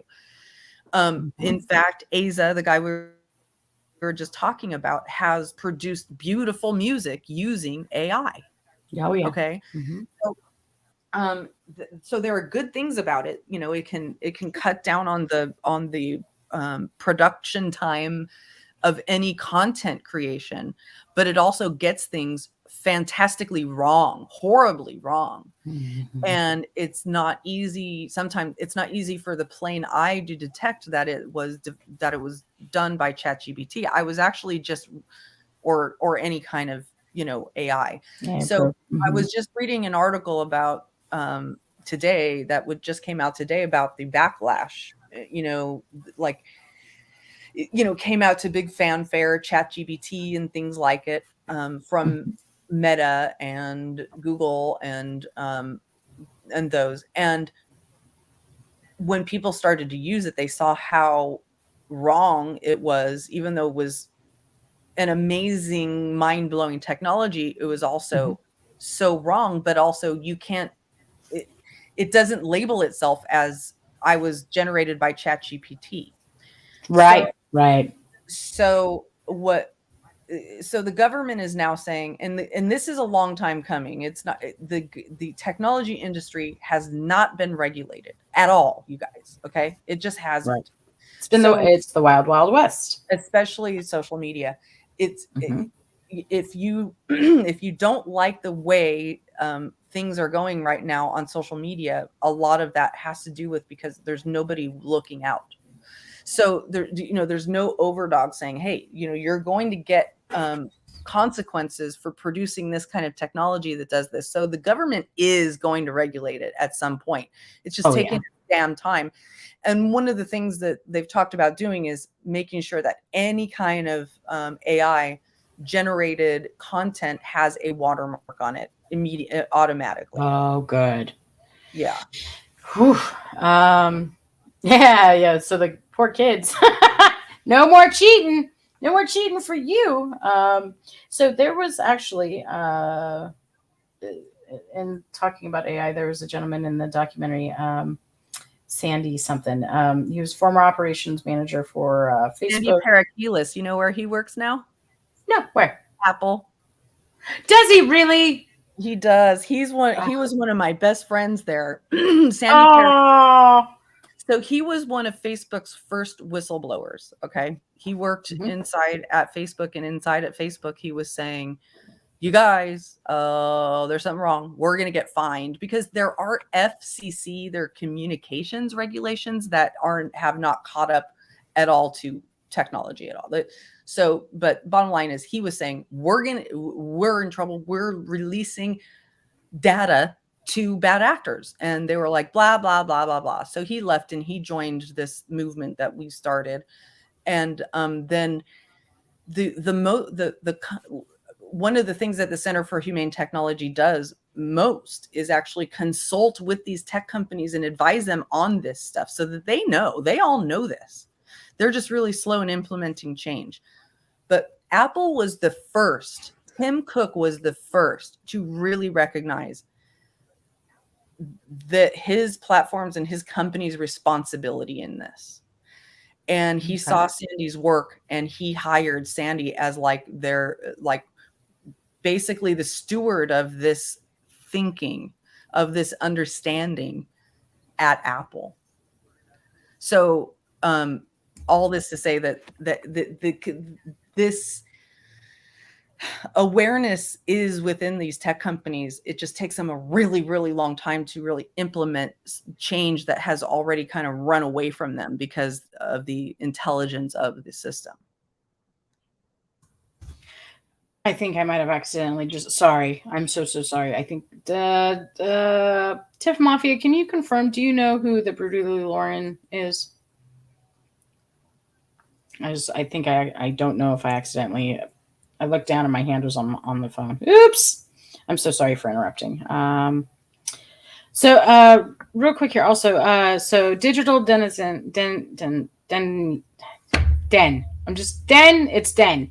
AI has existed for a while, but what most people mean when they say AI is general AI. And there's no public evidence general AI exists, although some technology mimics intelligence somewhat convincingly. Lynn, let me introduce you to Den. Den, Lynn. I've had this gentleman on a couple of my panels in the past, and we've spoken in Discord before. He speaks your lingo, is the best way I can put it. He speaks your lingo. He's phenomenal. Well, he's phenomenal, I think the AI when people say the words AI or artificial intelligence, they mean different things to different people, I think sometimes. And sure. And when Denizen says there's no such thing as artificial intelligence, there is a technology that is generally thought of as artificial intelligence, but it isn't as intelligent as human beings. Right. On any, it's more intelligence. It's more intelligent, far more intelligent, data wise, and compute wise, and processing wise, and that's why it can create content so much faster and so much easier. But it's on the bottom of the spectrum of emotional intelligence and situational intelligence and things like that. So if you're saying artificial intelligence objectively, no, it doesn't exist. There is no such thing as intelligence that is the same as the human intelligence, but they're working on it. That's what they want.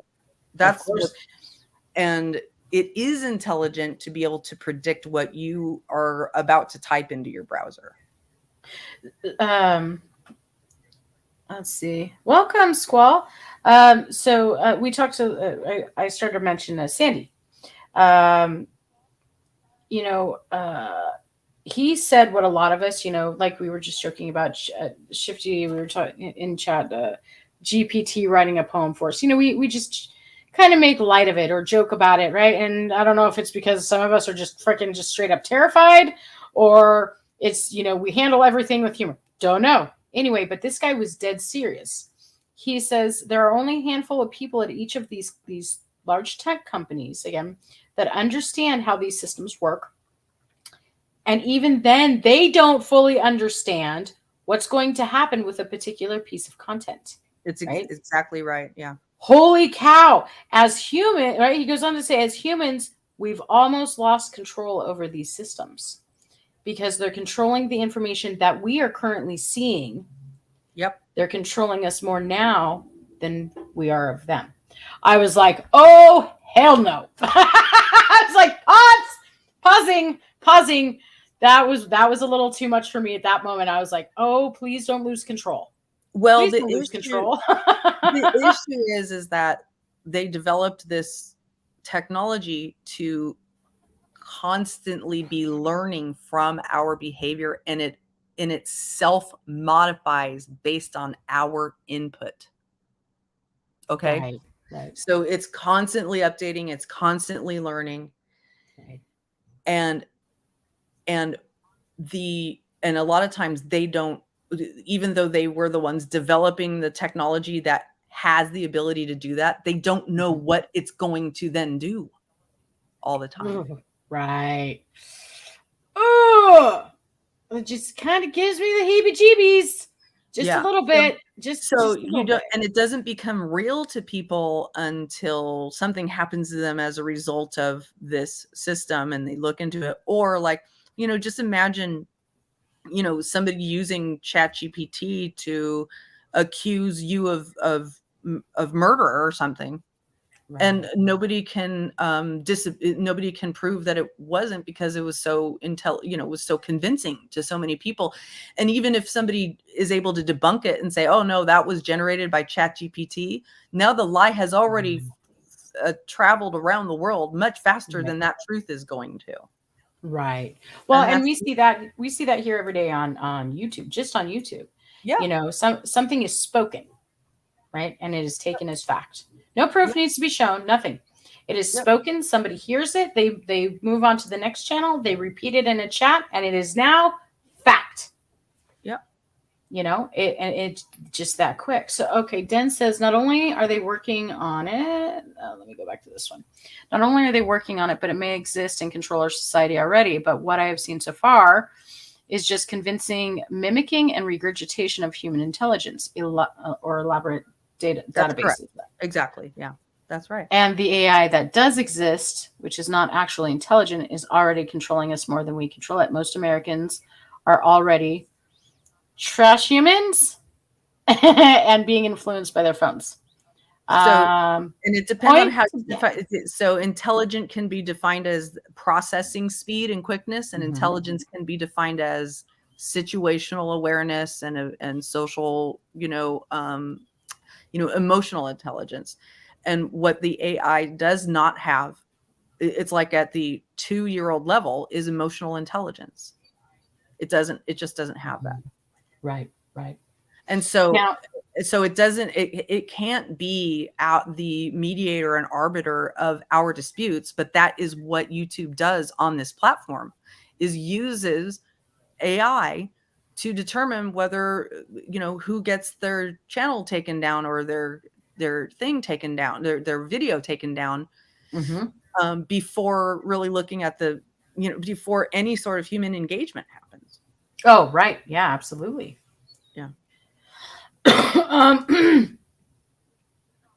So there was another part I wanted to cover. Oh, this was great. Again, guys, I talked about, there's some quick wit in this film, and so here are a couple of examples, right? So, and we were talking about algorithms and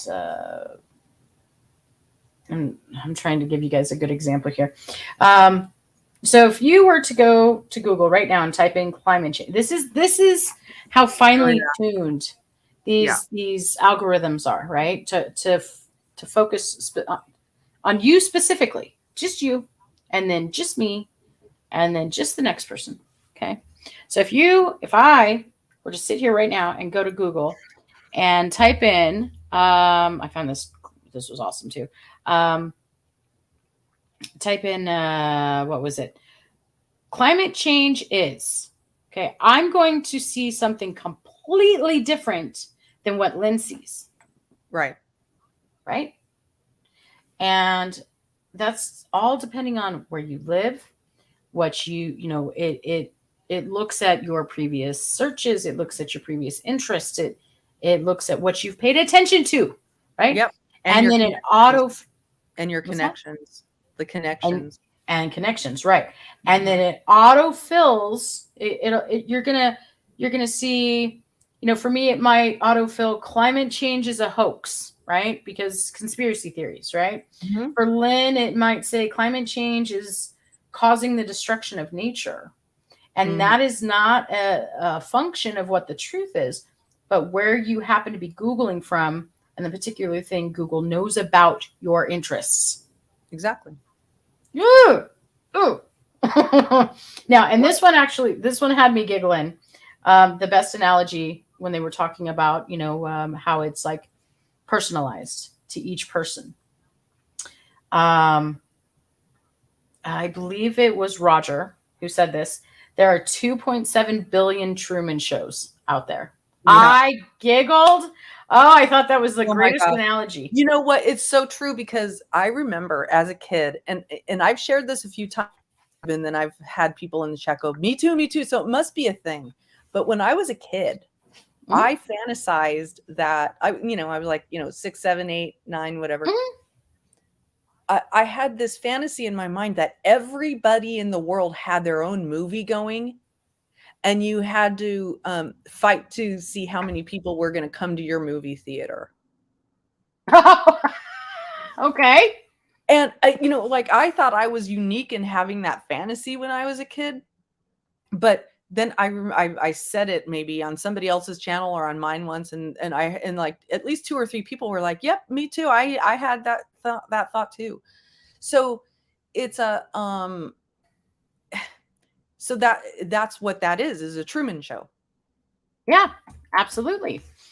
Um, you know, uh, mm, I think when I even kind of vaguely remember reading an article about this.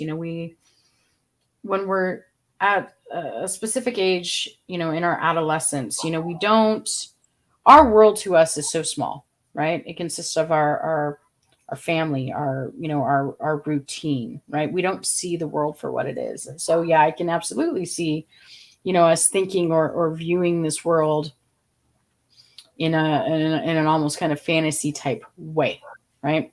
Now, then they, going back to what Roger says, they're oh shoot, I'm sorry, Squall. I meant to answer that. Yes, regarding ChatGPT, we Shifty can answer that. We've had all kinds of fun with ChatGPT recently. I'm so sorry about that. Let me see. A friend of mine recently informed me. Okay, sorry about that. I was trying to catch up there. Yeah, we were talking Um, about that a little earlier, Squall Tit.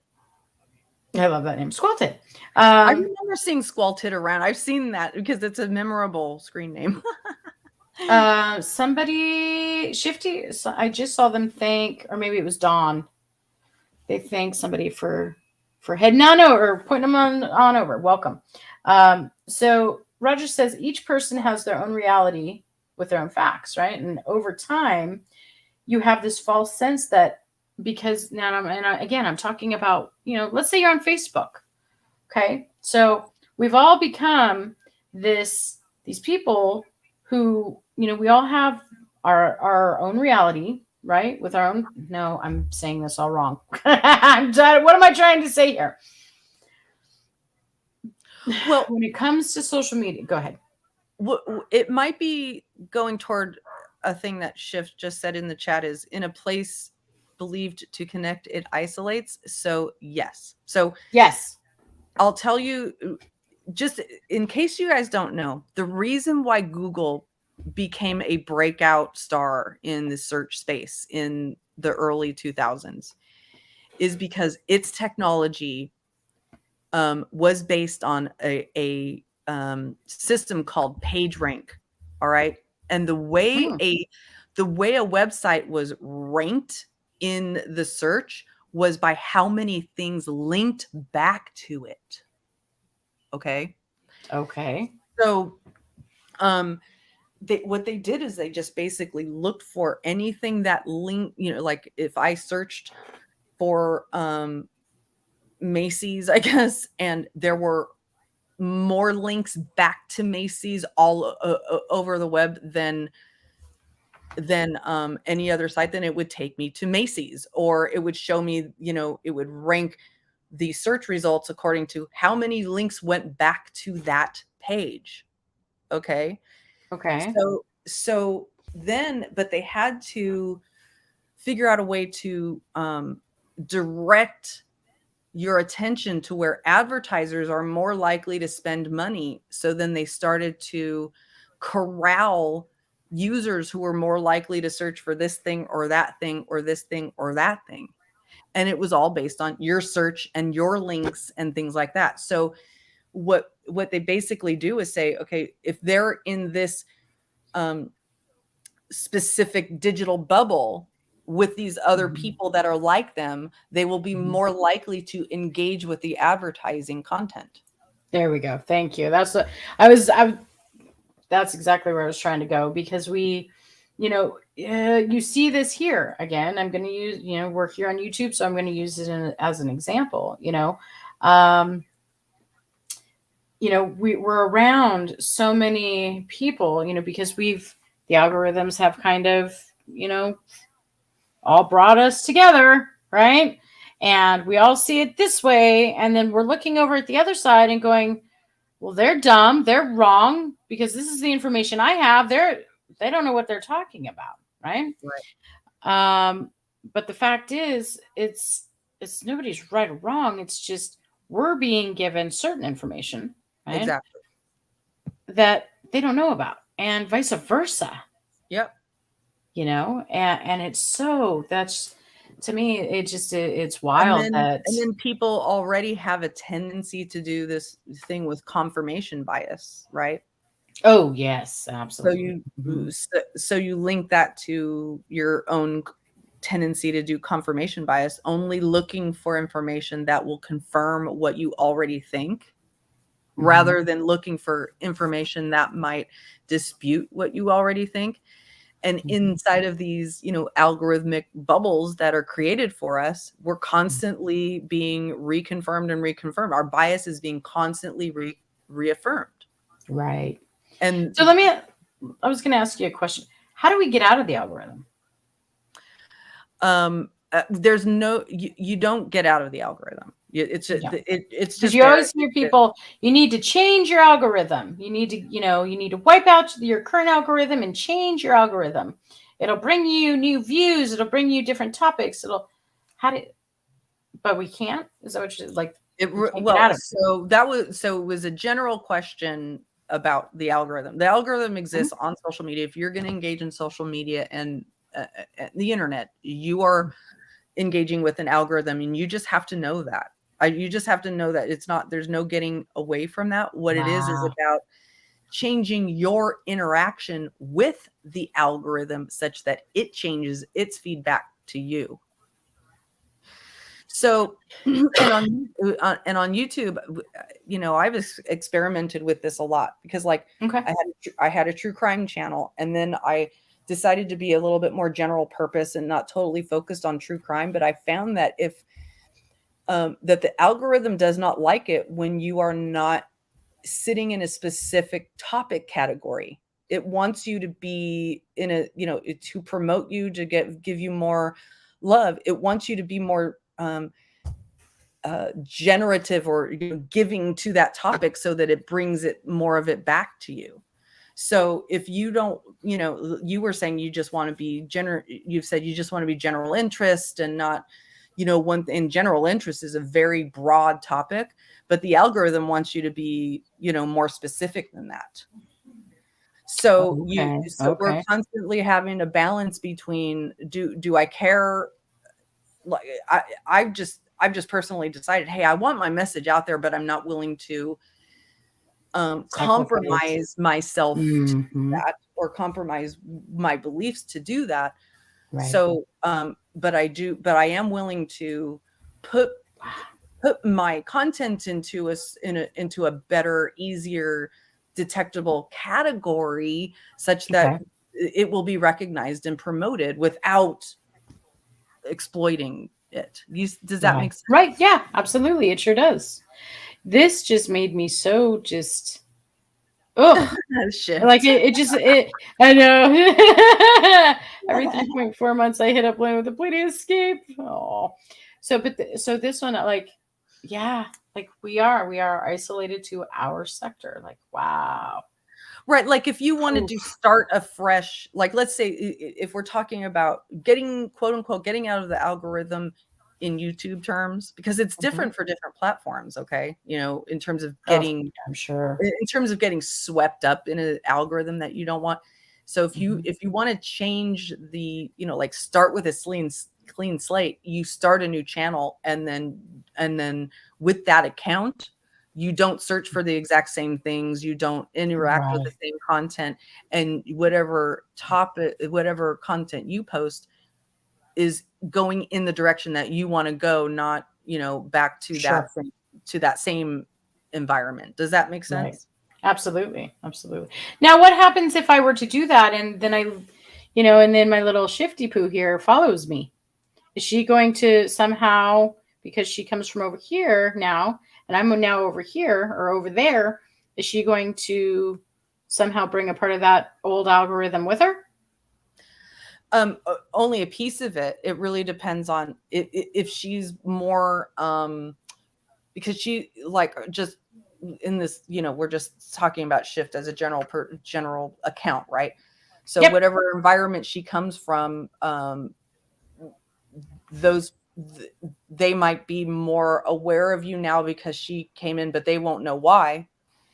But the but it really depends on who is putting more input into the algorithm in which direction. Does that make sense? Okay. Yeah. Absolutely. It sure does.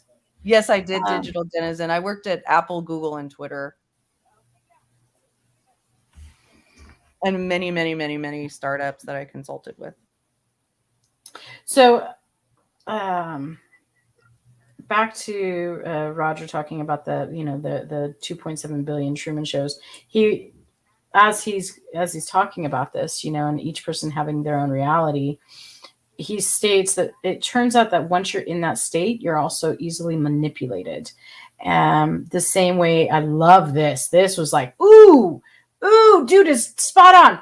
So the same way you would be manipulated by a magician, which I thought was kind of ironic because Tristan talks about, as a kid, he was a magician. He does a couple of magic tricks at the beginning of the movie. Yep. Um, a magician shows you, Roger says, a magician shows you a card trick and says, pick a card, any card, right? What you don't realize is they've done a setup, is what they say, right? Yep. Yep. So you pick the card, or I'm sorry, you pick the card the magician wants you to pick. And he says this is how Facebook works. Facebook says you pick your friends, you pick the links you follow, but that's all nonsense, right? Yep. Facebook is in charge of your news feed, just like the magician is in charge of which card you pick. Yep. Ugh. So, again, that goes back It gives you to the illusion of freedom of choice because it's like, oh, yes, look. thank you. Yes, Yeah, it gives exactly. you the illusion of, oh, look, I have all this stuff to choose from, but you have to realize what is giving you those choices. Those choices were selected for you. Mm-hmm. Oh, it's So Digital Denizen is asking a question. Lynn, did you experience oh, I'm many sorry. ethical, cultural disagreements working for social media companies? Yes, but the main one that applies to this conversation is when I was working at Twitter. Um, and I worked there. I didn't work there for a very long time, but when I was there, they were in the middle of trying to figure out how, if and how they would be able to search, be able to track people's browser search histories before they became a Twitter user. Oh, wow. Because Twitter has always struggled with growth. And what would happen is people would come to Twitter and they'd make an account, but then they wouldn't know what to do with it because they wouldn't see tweets or they wouldn't see accounts to follow, and Twitter didn't know how to recommend those accounts when they were a new user because they weren't a user yet, and they weren't tracking browsers. So they were trying to figure out what's the best way for us to tell the world that we are going to be tracking browsers. I was like, wait, you're going to make people users before they know they're users? Oh yeah. Oh And yeah. I had a big problem with that. Yeah. Big. So that reminds me, they Myanmar, when they discuss Yeah. Myanmar. Yeah. Oh wow. So and how and see, it keeps coming back to Facebook. Facebook, don't hunt me down. I'm just discussing a movie I watched. But Facebook was the most pissed off about that movie out of anybody. But yeah. oh, I'm sure. I'm sure. I mean, they weren't shed in the best light, just saying. So in this film, and they talk about what happened in Myanmar, and apparently when people there think of social media, what they're thinking about is just Facebook, period, right? Well, no, when they think of the internet, they think of Or Facebook. I'm sorry, you're right. Yeah. Yes, I So misspoke. The internet. Facebook is the internet. Yes. Yes, I'm sorry. Yes, I totally misspoke. Yeah. So and people who were going and buying cell phones at one point, the phones already had Facebook like preloaded onto the phone. Yep. And I was like, holy God, like not having that ever in your life. And then all of a sudden there's this new, whoa, you open it up and it's bright lights and it's shiny and it's that shiny new object, right? Yep. And the seller would actually then help create and open the account for the person, for the Yep. buyer. Yep. And what actually ended up happening was Facebook actually gave the military and other groups a new way to manipulate the public opinion to help incite violence against the opposing group. Yes, it caused a falsely generated genocide. Oh, it was insane. 700,000 people had to flee the country. And many were murdered. And it was because, and it was all on false information, you guys. Yeah. Yeah. All of it. All of it. Oh, Grandma. Taco says I've been Facebook banned, Janet. That's okay. That's okay. I haven't been. The only things I go on there for anymore is my Maui groups. That's the only thing I've been on there for weeks now. And prior to that, I wasn't on there at all. As a matter of fact, when I kind of learned the rule of the rules of the road here on YouTube, I pretty much locked my Facebook down and I don't post anything anymore. Yeah, same here. I haven't posted in years on Facebook. You guys don't get to see my not today. Not today. So when I first started, contemplating doing this live, one of the things that crossed my mind was, and this is just me wanting to see the good in all things. I don't know, because, I kind of, and this is me just trying to get back on Facebook's good side right now. Like, I kind of remember a story about, this was a kid who started this in his college dorm for other students to chit chat with each other, No, actually, that was go ahead. Yeah. Okay. So, but what I'm getting at is, like, I feel like these companies originally, they weren't created with ill intent. Right? No. I don't believe that. I don't want to believe that they were created for ill intent. I want to believe that they had this awesome, cool, new techie thing, right? And they wanted to share it with people. And it was going to be awesome. It was going to be the next awesome wave to instead of, picking up the old rotary phone, right? Or the cell phone, it was just the next cool thing, to bring people together. To as Tim Kendall says, find lost family members, organ donors, just amazing things. Yeah. And then they realized that they could make a lot of money doing this. Yeah. And the phrase is unintended consequences. Right. Yeah. Now, at the beginning of the movie, let me see if I can. Well, that's where at the What was- beginning of the movie, that's where somebody, the interviewer asked me, are these people evil? And I said, no, they're not. Yes, Yeah, I no, wanted to ask you about that. Mm-hmm. no, Are, no, they're not evil. right. None of this was done with the intention. There's no conspiracy to take over our minds. No, want, they didn't intend this, but now they know that that's the unintended consequence, and Right. they're not being incredibly responsible in changing that. That's the issue. Um, I actually wanted to mention Yeah. this earlier. Wait, go ahead. I was just going to answer Schiff's question. Yeah, I think Elon Musk has after changing the Uh, name of Twitter to X, Quit. he then he just announced that you can no longer block people on it. Oh no.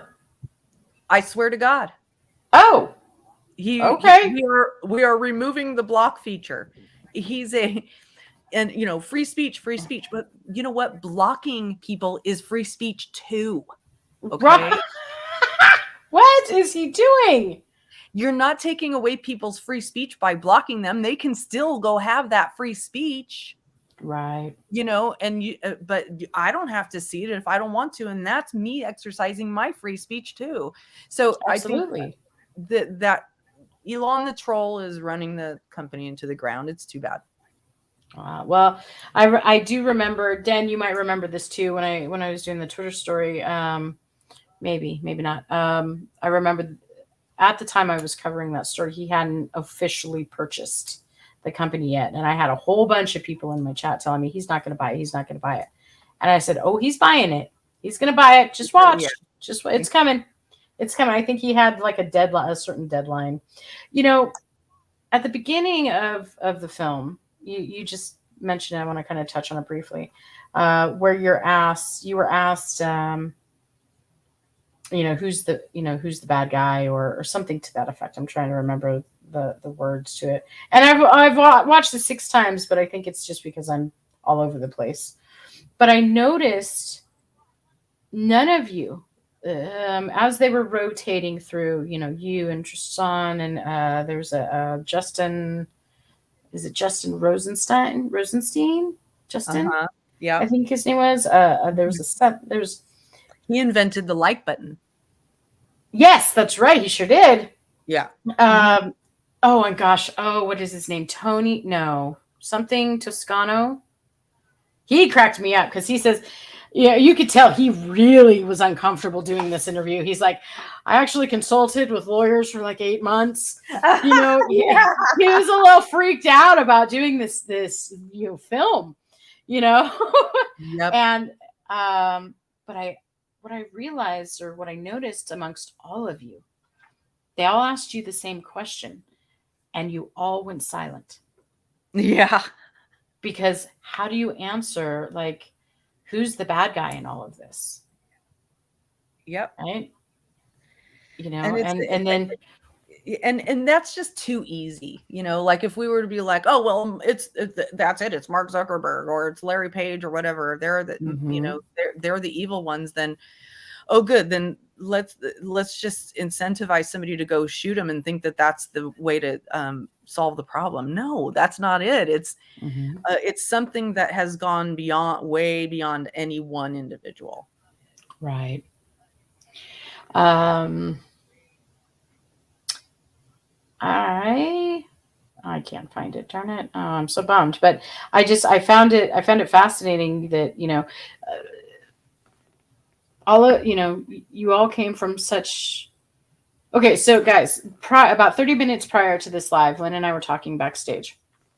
And um at one point, as she's discussing like her role in this film and working with these other folks, and I called them, like, I was like, so is it like you guys were the rebels, right? And Lynn, if you don't mind sharing a little bit more about just how many people in the technology industry are not okay with what's going on. Well, now it's a very large population, but at that time it was less.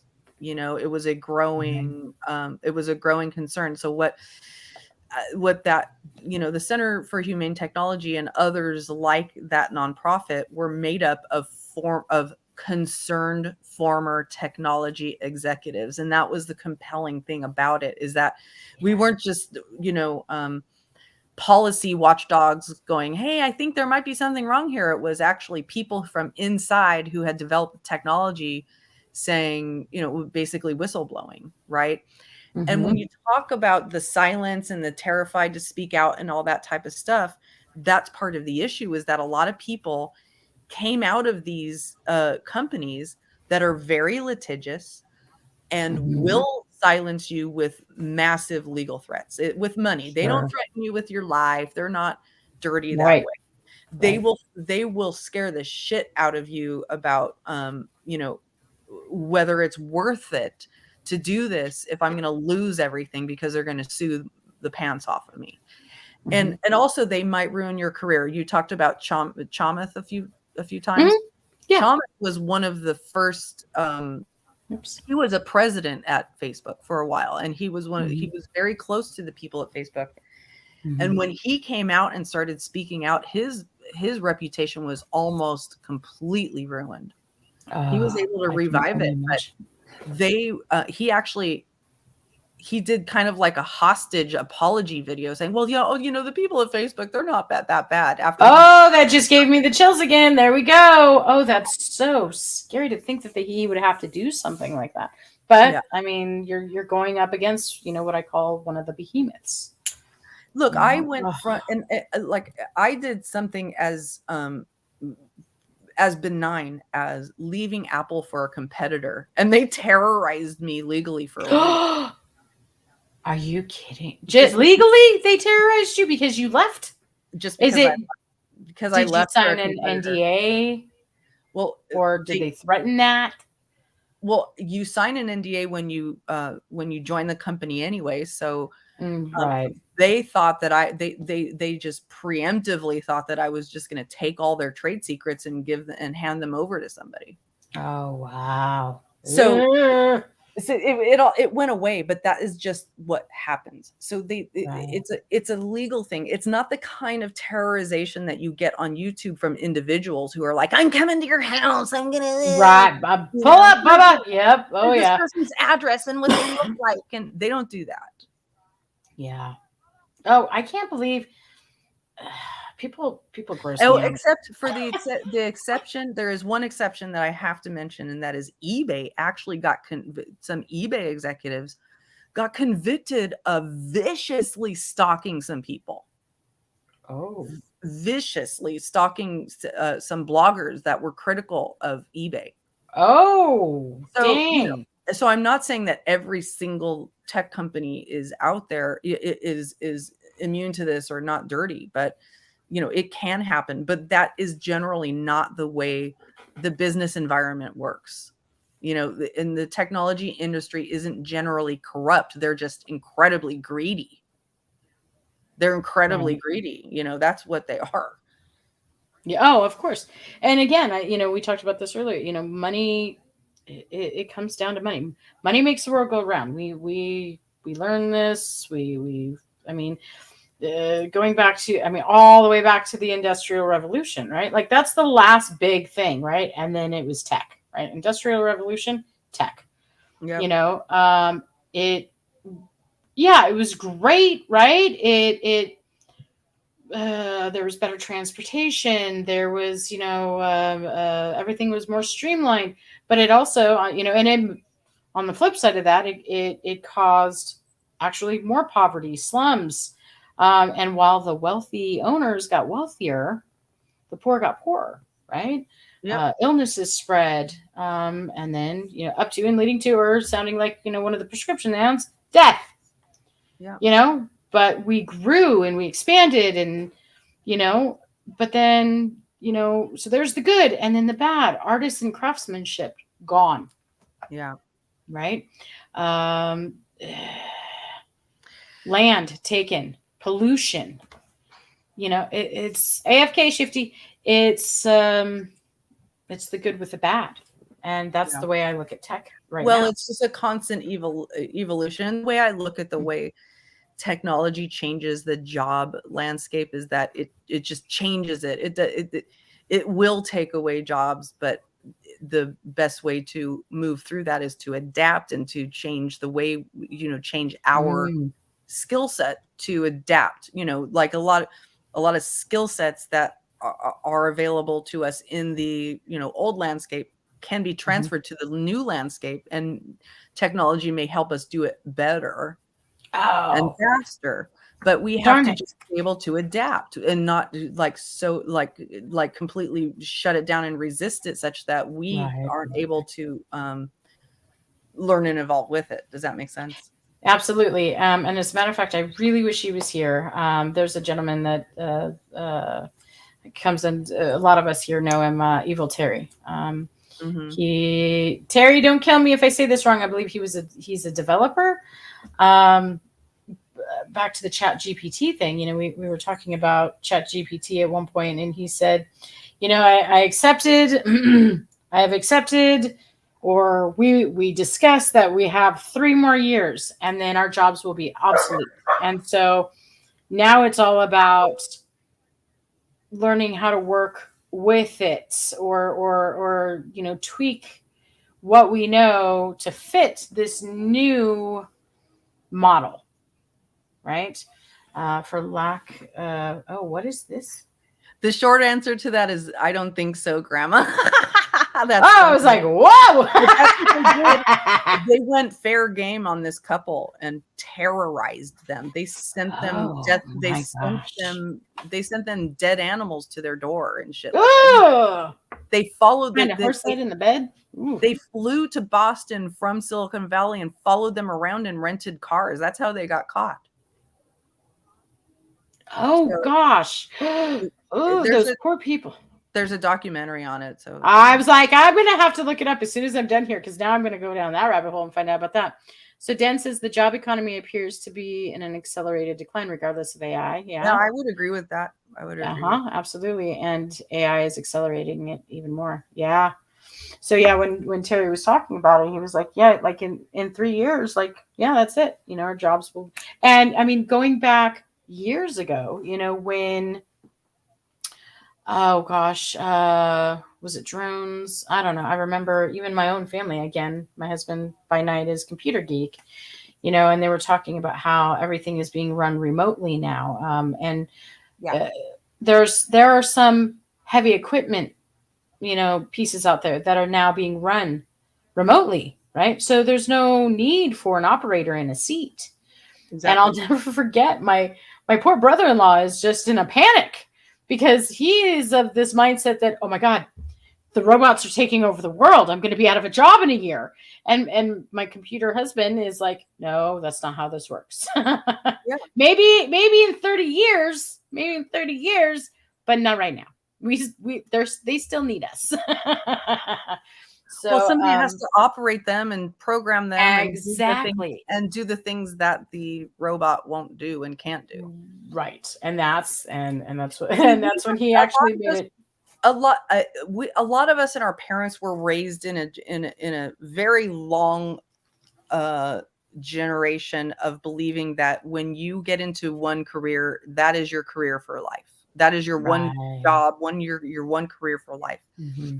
And in the technology industry, like, my mom was at the same company for 40 years. So then when I went into the technology industry and I moved around to different companies, she was like scandalized.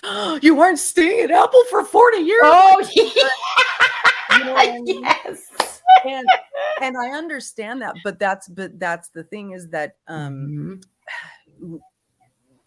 the even companies, jobs, everything changed so much that we as human beings have to be able to adapt to that change in order Yeah, for us to survive.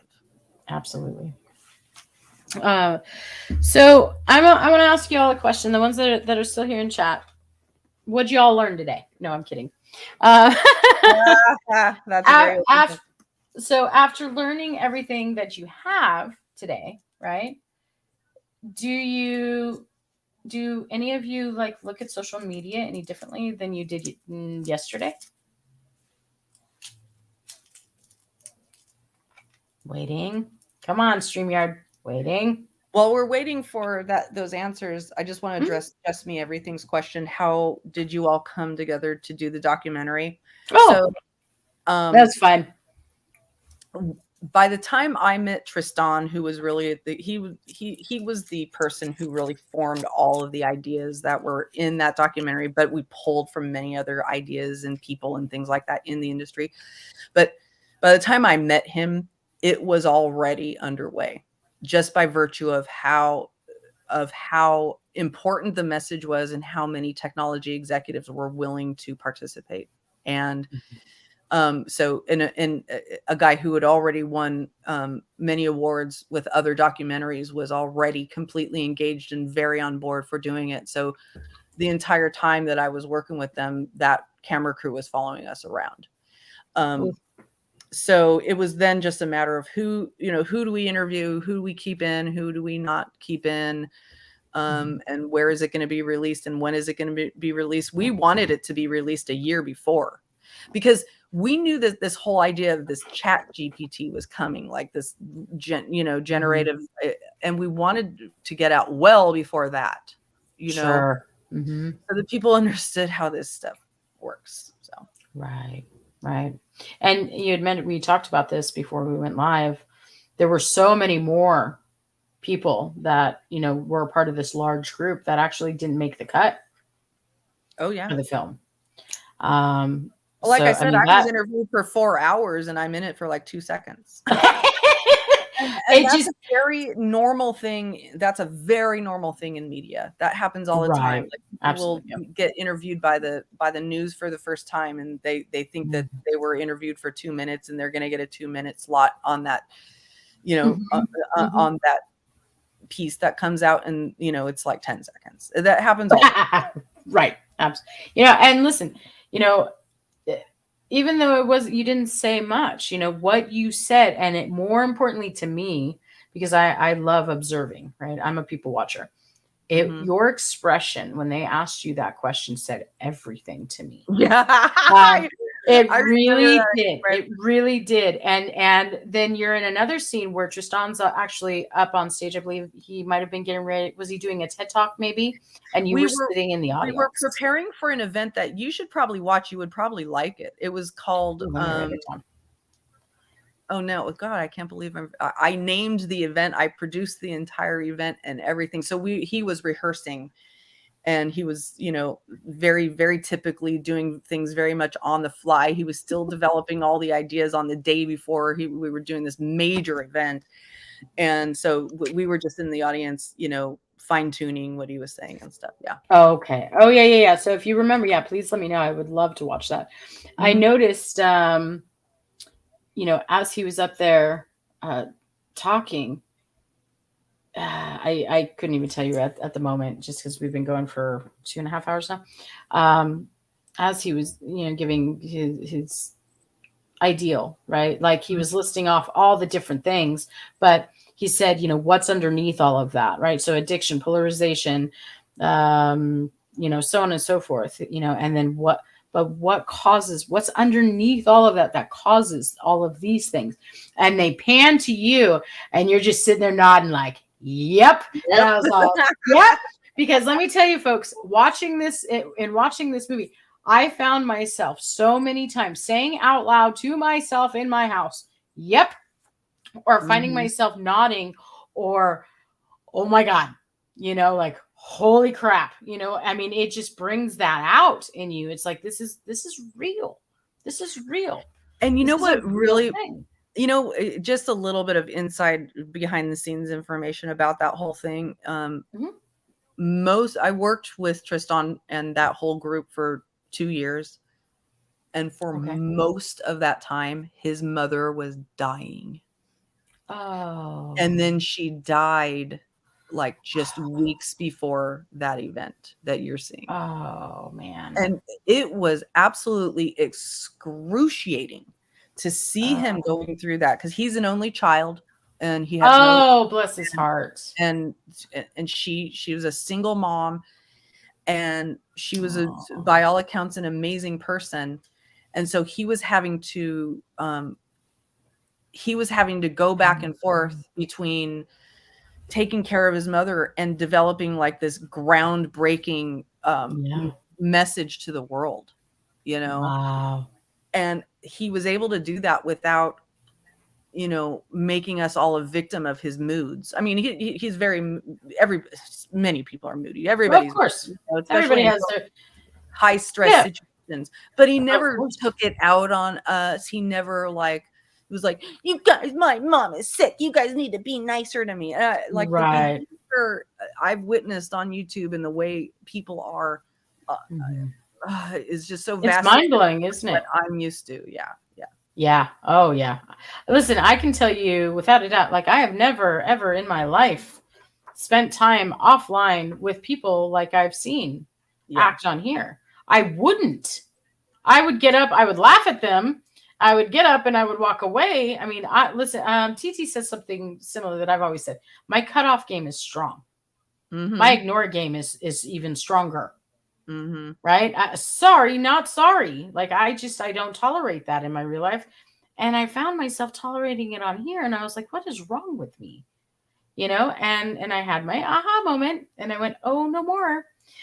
So back to chat real quick. So do any of you feel the need to like all of a sudden delete your social media and like go live off the grid? I think I just saw this is what sparked this because I just saw Jet's mom say, yep, right here. The man is now a robot. I'm going off the grid. There we go. So how many of you are ready to delete your social media? Go live off the grid. 'Cause I'm not. I'm still not. I think it's all in how I think we need to maybe self-police ourselves a little bit more. Well, You that's the know, dilemma, right? Is because it really brings us so much, but it also does so much. You know what I mean? right, right, right, And it right, just right. does so much that what pisses me off is that I just wish the platforms were much more responsible and I know. transparent about what they are doing, so that we know the environment we're in and can go into it with our eyes open. But we aren't given that full information. Right, right. And that's the thing, right? I mean, and that's you know, thank goodness for Netflix because then thank goodness I found this movie, and then thank goodness for YouTube because then I'm here with Lynn right now able to share this with you guys. And thank you, Grandma Sherry, for sharing the link actually to the film and Shifty. Thank you. That's Gen X when you. Oh, okay, guys. So this is the Twitter story I did. Thank you, Shift. This is the Twitter story I covered. The MNSFW. So basically, that's minors not suitable for work. Hmm. That was a really hard story to do, and there was a lot of it. The three of us, didn't even want to speak out loud because it was so bad. Right. All we could do, and what drove me to even do that was one. I have this teeny tiny little Australian named Lana B, or she used to go by Punky, who I met probably on one of my first days here at YouTube. And she's always posted the most positive, uplifting 30-second to 1 minute videos, just randomly. And she would pop into my chat and so she posts this video, or shares a video, I should say, of another Australian creator who is bringing awareness to this MNSFW on Twitter. And she's begging us larger creators to please get the word out, share this. Right. This is important. Why aren't we talking about the things that are really important? Why are we talking about who said what to who or who shared what with who on YouTube? Who cares? Yeah. Who cares? That's not important, you Yeah. know? And one of the I could never prove this, but I do believe that videos content that is critical of the platforms will be suppressed, is suppressed. And I, because they're not transparent about the way they do things, there's no way I could prove that.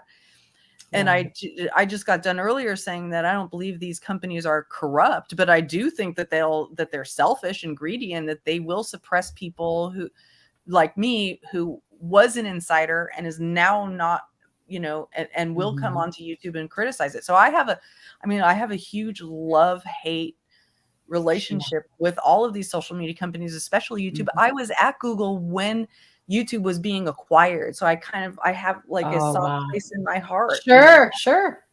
But yes, Shift and I, I'm constantly saying to Shift, why do you think it would have been any different? Why do you think it's going to be any different? This is what it is. It's like you're not going to. I think there's a handful of us that have had that conversation. But that's why we love her.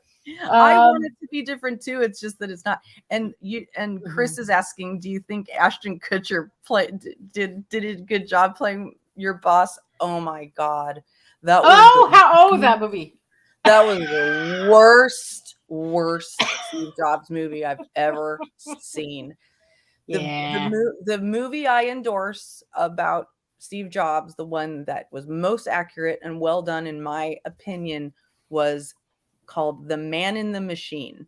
Yes. Okay. The Man in the Machine. And at the time when that was being produced, I met the guy making it. He's made many incredibly Oscar-winning documentaries. Alex Gibney, and like he made he made Going Clear about Scientology. So I loved it. At the time he was making The Man in the Machine, my client was a former Apple executive who was interviewed in that movie. His name is John Rubinstein.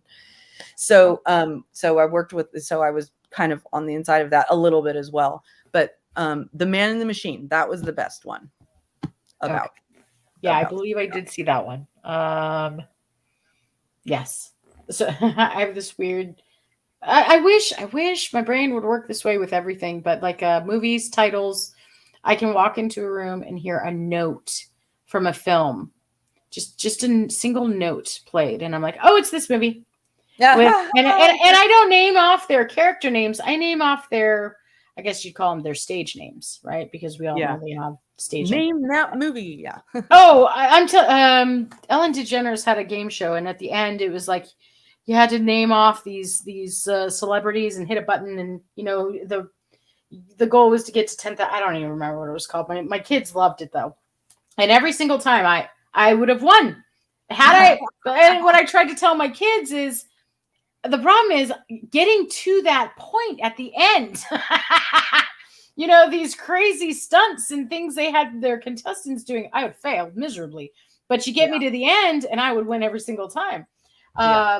But so that movie, I do believe I did see that movie. So, guys, if I'm going to go ahead and wrap it up here, I'm going to give it maybe another 15 minutes. But if you take nothing else away from what you've heard from Lynn and I today, please hold on to this. And that is, try your damnedest, right, to use social media a little more wisely for yourselves, right? Try and instill that in your kids, however you choose to do so. I am not here to tell you how to parent. Make sure to take every available safety option out there, right? Again, not parenting you. Huge fan of Custodio. Just saying, I should reach out to them because I plug them all the time. But try and take every option out there, right? The phones have the basics, right? Screen time, parental controls, but there are other products out there that can help. And educate yourself. Y'all know me. I came here to learn, and that's what I always do, right? Whether I'm on YouTube or Google or at a library or just talking to people in public, I'm learning something every single day, and guys, remember, before I wrap all this up, I assigned some homework, right? So, and there will be no judgment from any of you. And Shifty, I'm going to say this just for you. This is for science. right? This is for science. So, um, so I love her. We all She's so can't be as clever as Shift, you know. Oh, I love it. She's so Oh, freaking. thanks, love. Hey, But Jet's mom. Sorry, oh, real quick. yeah. I've been on that campus, and you're absolutely right. There is an escape pod for Mark Zuckerberg, and also there's a Oh, let me find that. there's a conference room, like a there's a huge conference room that's named as his conference room that you can walk by in the middle. The campus there looks like freaking Disneyland, okay? And you're walking through, and it's very homey looking. And then you look to your right, and there's this big, huge conference room with that you can totally see inside, and that's Mark's conference room, and it says "Don't feed the animals," and it's bulletproof glass. Oh, Yeah, holy moly! yeah. And do I think it's possible to regulate now, Grandma? Yes, I do. But in fact, the U.S. is the last modern technology company to regulate, and we are suffering because of it. There are lots of other, like Europe is way ahead of us in this area. So yeah. Right. See, I only use social media for advertising for my business and YouTube like this. I don't do personal social media anymore. Yeah. Yeah. Yeah, I find myself not doing that anymore myself. I mean, I if anything, I'm Shiv can attest to this one even.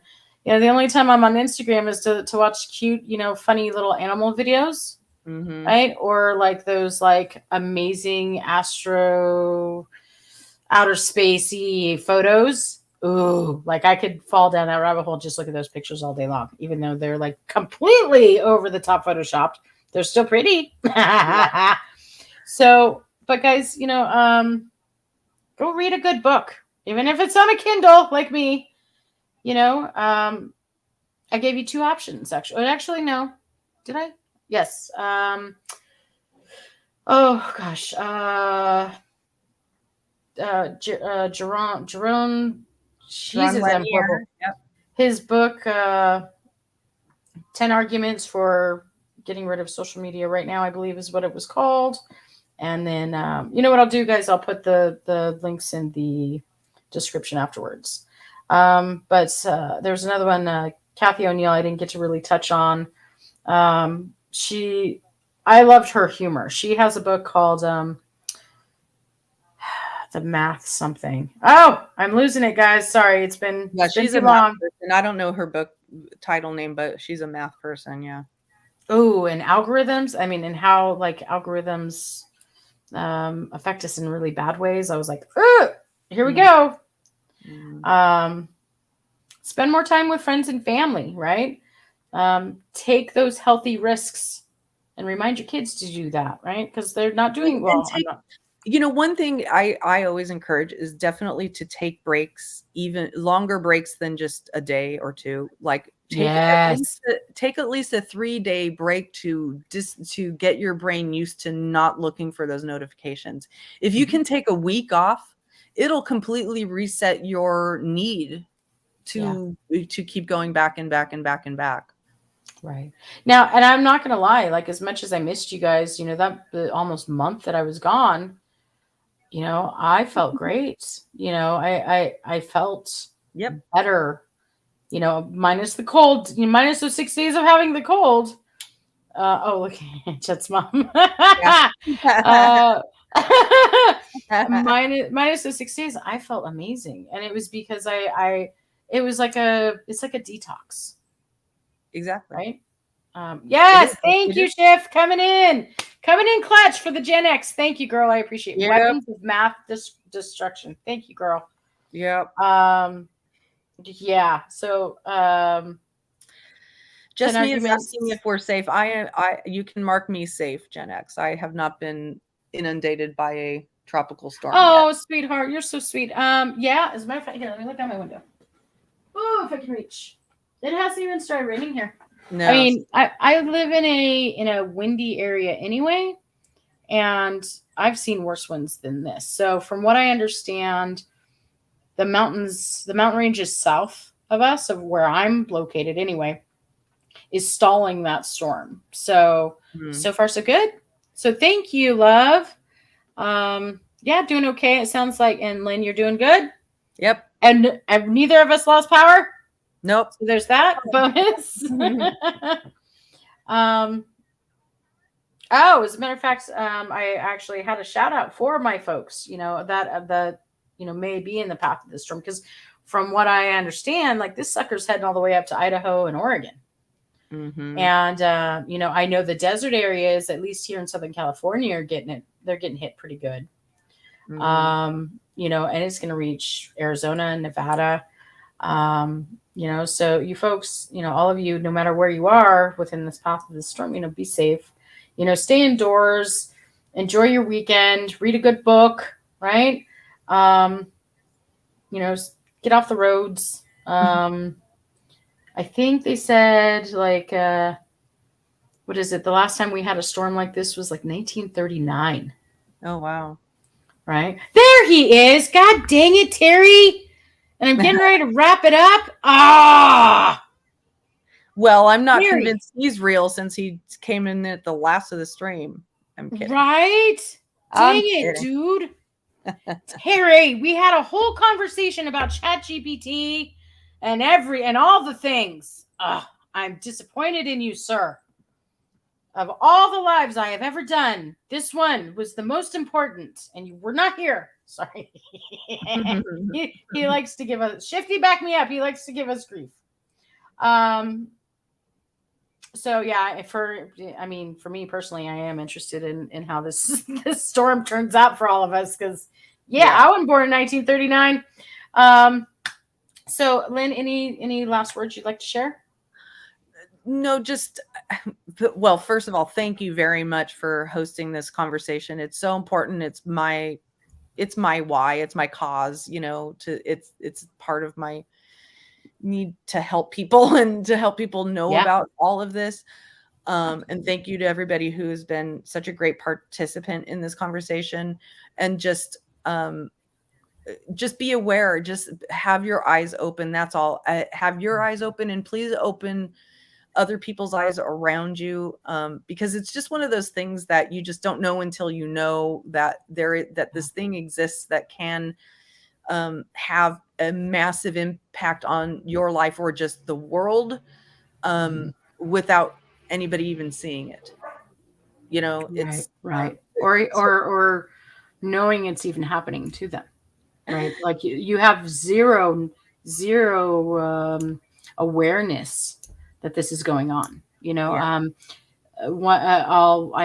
keep going back to Tristan, but he describes where there's they I'm going to heavily paraphrase this right now, but they scratch the surface with you, but then they want to go down deeper, and they want to reach down. I think he says something like they want to reach down into your brainstem and plant this, the lizard brain. Yep. Yeah.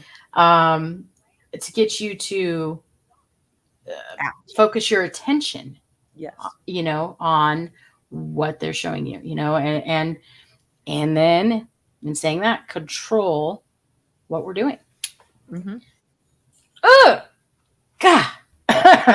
So, Glenn, I want to thank you. The thing is that people do that. People do that to other people, but now artificial intelligence, the algorithm, can do that to us as well. Right. So, in more effective and pervasive, and omniscient ways. So, anyway, thank you very much for having me. I really appreciate it. Oh, absolutely, Lynn. This has been amazing. I would love to actually get together again and maybe do a follow up, or actually just talk about, let's bring more awareness. Jet's mom suggested a watch party. I did see that. I saw that. I would love to do that. I don't know how to do that, but I would love to do that. Okay, here we go. Here we go with our evil Terry. We're going to end up like those people in the new NPC trend. Terry, correct me if I'm wrong, because I may have misspoke earlier and you weren't here. Are you a software developer? Because we were talking about ChatGPT and how, in the next 3 years, Jobs obsolete, the whole shebang. Did I misspeak, sir? Oh, Shifty! Shifty! My husband got the Black Widow this morning. I'm safe from the Black Widow. Thank you, Jet's mom. Thank you, Grandma Sherry.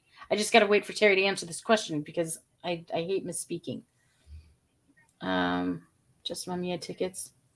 Oh, hey, my kiddos. She took off a couple hours ago now to the Post Malone concert, so we'll see. Oh, cool. Oh, here he goes. Okay, I'm a systems architect, but yeah, kind of. So that's what he does. Mm-hmm. Thank you, sir. Yes, that's right. Resistance is futile. You're speaking the language of Terry right there, Grandma Sherry. All right, Lynn. Thank you so much. All of you guys in chat. Shifty, thank you. Jet's mom, thank you guys. Grandma Sherry, you guys, thanks for hanging out.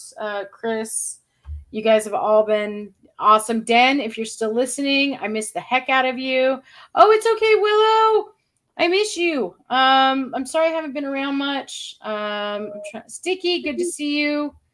Sorry, I'm just going through real quick here. Thank you guys for your engagement today. Shout out to Clark Kent. Woo woo. Have a wonderful rest of your day and weekend. Until next time, we'll talk to you then. Take care. Bye. Bye.